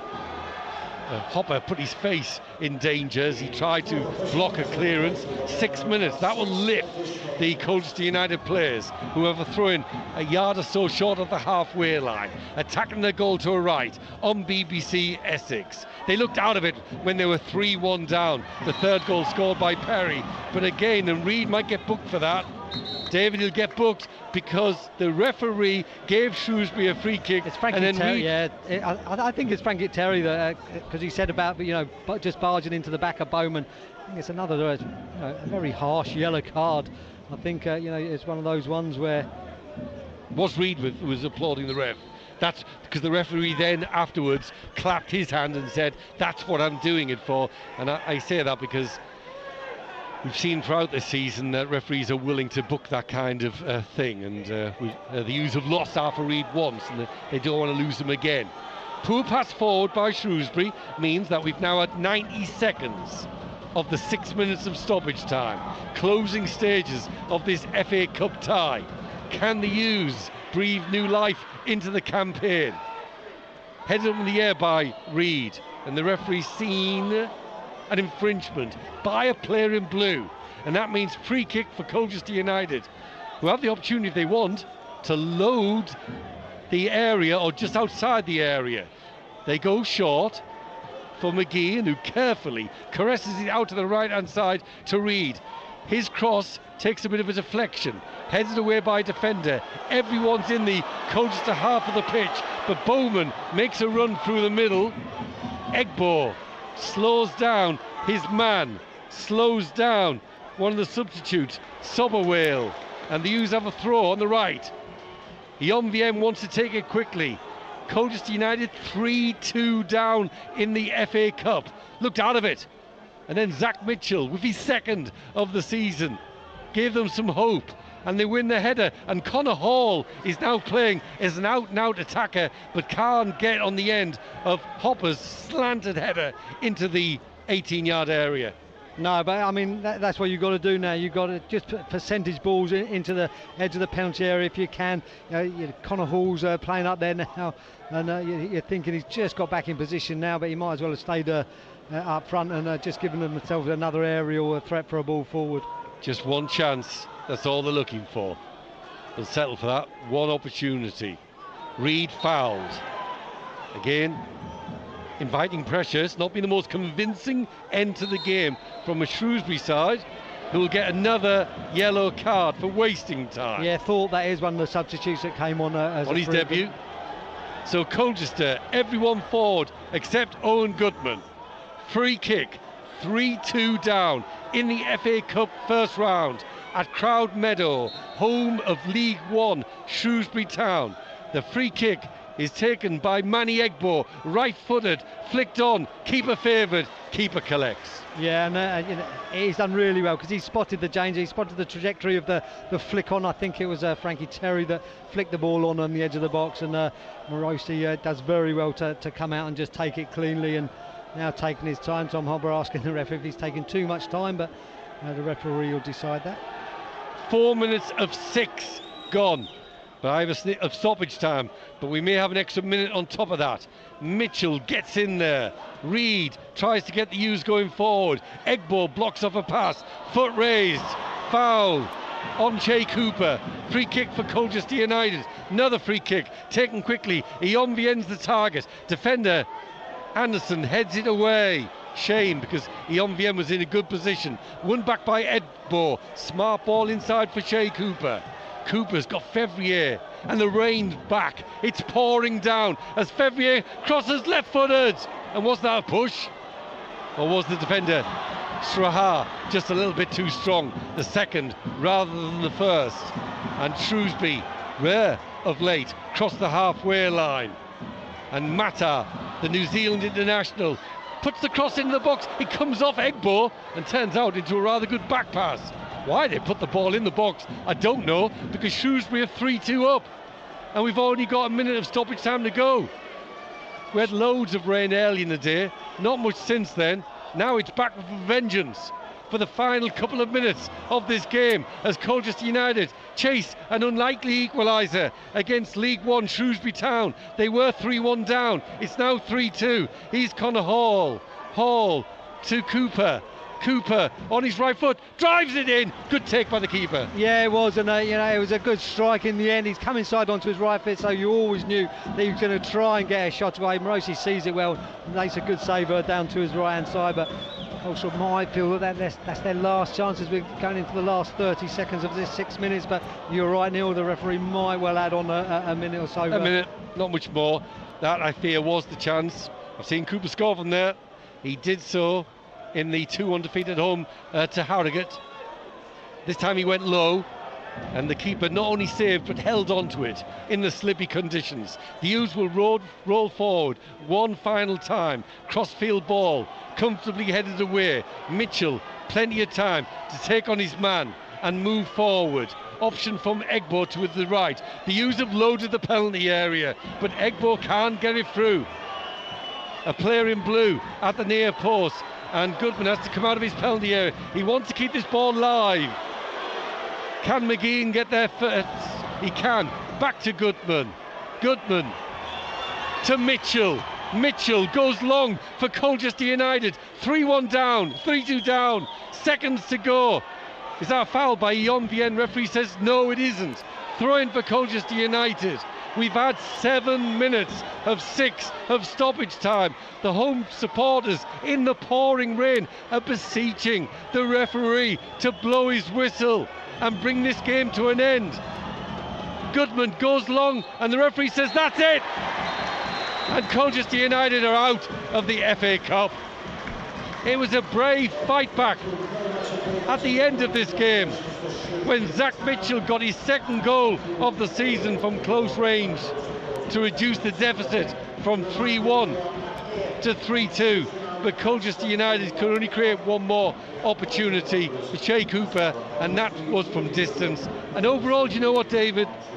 I'm not going to begrudge Shrewsbury the victory, because I thought they were the better side in this game and probably just about deserved to run out winners by 3-2. Yeah, even at 1-1 at half time, we felt that Shrewsbury had probably edged the first half, but then as soon as that second half started, there was just a bit more purpose about Shrewsbury in possession. It was effective possession that was getting in behind Colchester United and causing them a few problems at the back. And when they went 2-1 up and then 3-1 up, you felt they were in control. Colchester United did come back into it towards the end there, and you were hoping that another chance would fall their way. It did come with Shea Cooper from outside the penalty area. Unfortunately, Morosi was equal to it down to his right, but a brave attempt at the end there. But I think you're right, Neil. I think Shrewsbury will go away and feel that 3-2 probably flattered Colchester a little bit more than it flattered Shrewsbury, and they deserve to be in round 2. And unfortunately, we go out of the first hurdle of the FA Cup. Thanks very much from David Gregory, who will now help us seek reaction from the Colchester United camp. We'd love to hear from you with your text 81333. Start your message with the word Essex. Same with your WhatsApp messages 08000 321 333. The U's are out of the FA Cup. Your thoughts on that? Email essex.sport@bbc.co.uk, on Twitter, on X @BBC Essex Sport, reflecting on a 3-2 defeat for the U's, a game that started well from a Colchester United perspective when Cameron McGeehan scored from 25 yards, only for it to be cancelled out when Dan Udo diverted a Jordan Shipley shot past Owen Goodman. Shipley was crucial in this game. He put Shrewsbury 2-1 up, and then Perry looked like he'd made it sure that Shrewsbury were going to go through to the third round, only for Zach Mitchell, second of the season, to narrow the deficit. And then there was a little bit of hope in front of 500 Colchester United fans. A brave finish, but they finished just short, and they're out of the cup. It's finished at the Crowd Meadow. League 1 Shrewsbury Town 3, League 2 Colchester United 2. Well, U's fans, we love to hear your reaction from that game. FA Cup, Colchester United falling at the first hurdle, 3-2 to League 1 Shrewsbury Town. You certainly put up a good fight towards the end. Shame there was a few more minutes to go. You never know, as David Gregory quite rightly said, it's not over till it's over. But unfortunately, that whistle came and Colchester United are out of the FA Cup. I'd love to hear your reaction. As Neil said, all the contact details are there. 81333 on the text. Start your message with the word Essex. 08000 321 333 on the WhatsApps. Again, start your message with the word Essex. You can get in touch with us on the emails, essex.sport at bbc.co.uk, or on the socials at BBC Essex Sport. Alternatively, if you want to call up and have a chat with me as well about it, don't forget the number 0800 111 40 41. We would love to hear your reaction on that result in the FA Cup for your side today, Hughes fans. Well, let's get the final details, shall we, from our non-league games. And Nick Gallagher has been watching Averley against Weston-super-Mare for us. And in the end, in the National South, it was a regulation 2-0 victory for a side that are in second spot in the division, but it was poor in the first half. Averley really struggled. They were scrappy, they were shaky, they disappointed the 353 in attendance up until the 40th minute mark, when a long throw-in was flicked on by Jones. Kelly got the cross, and then Sidney Ibe, on his debut, having signed this morning on loan from Dagenham Redbridge, converted from close range. The second sealed the deal early in the second period. Another long throw-in by Ring on a loosey knocked back, and there was Vaz with his headband on from an early challenge where he had a clash of heads, but he didn't make any mistake from 20 yards. There was one or two goal line clearances for Averley as we progressed towards the full-time whistle, but Danny Scopes' side held out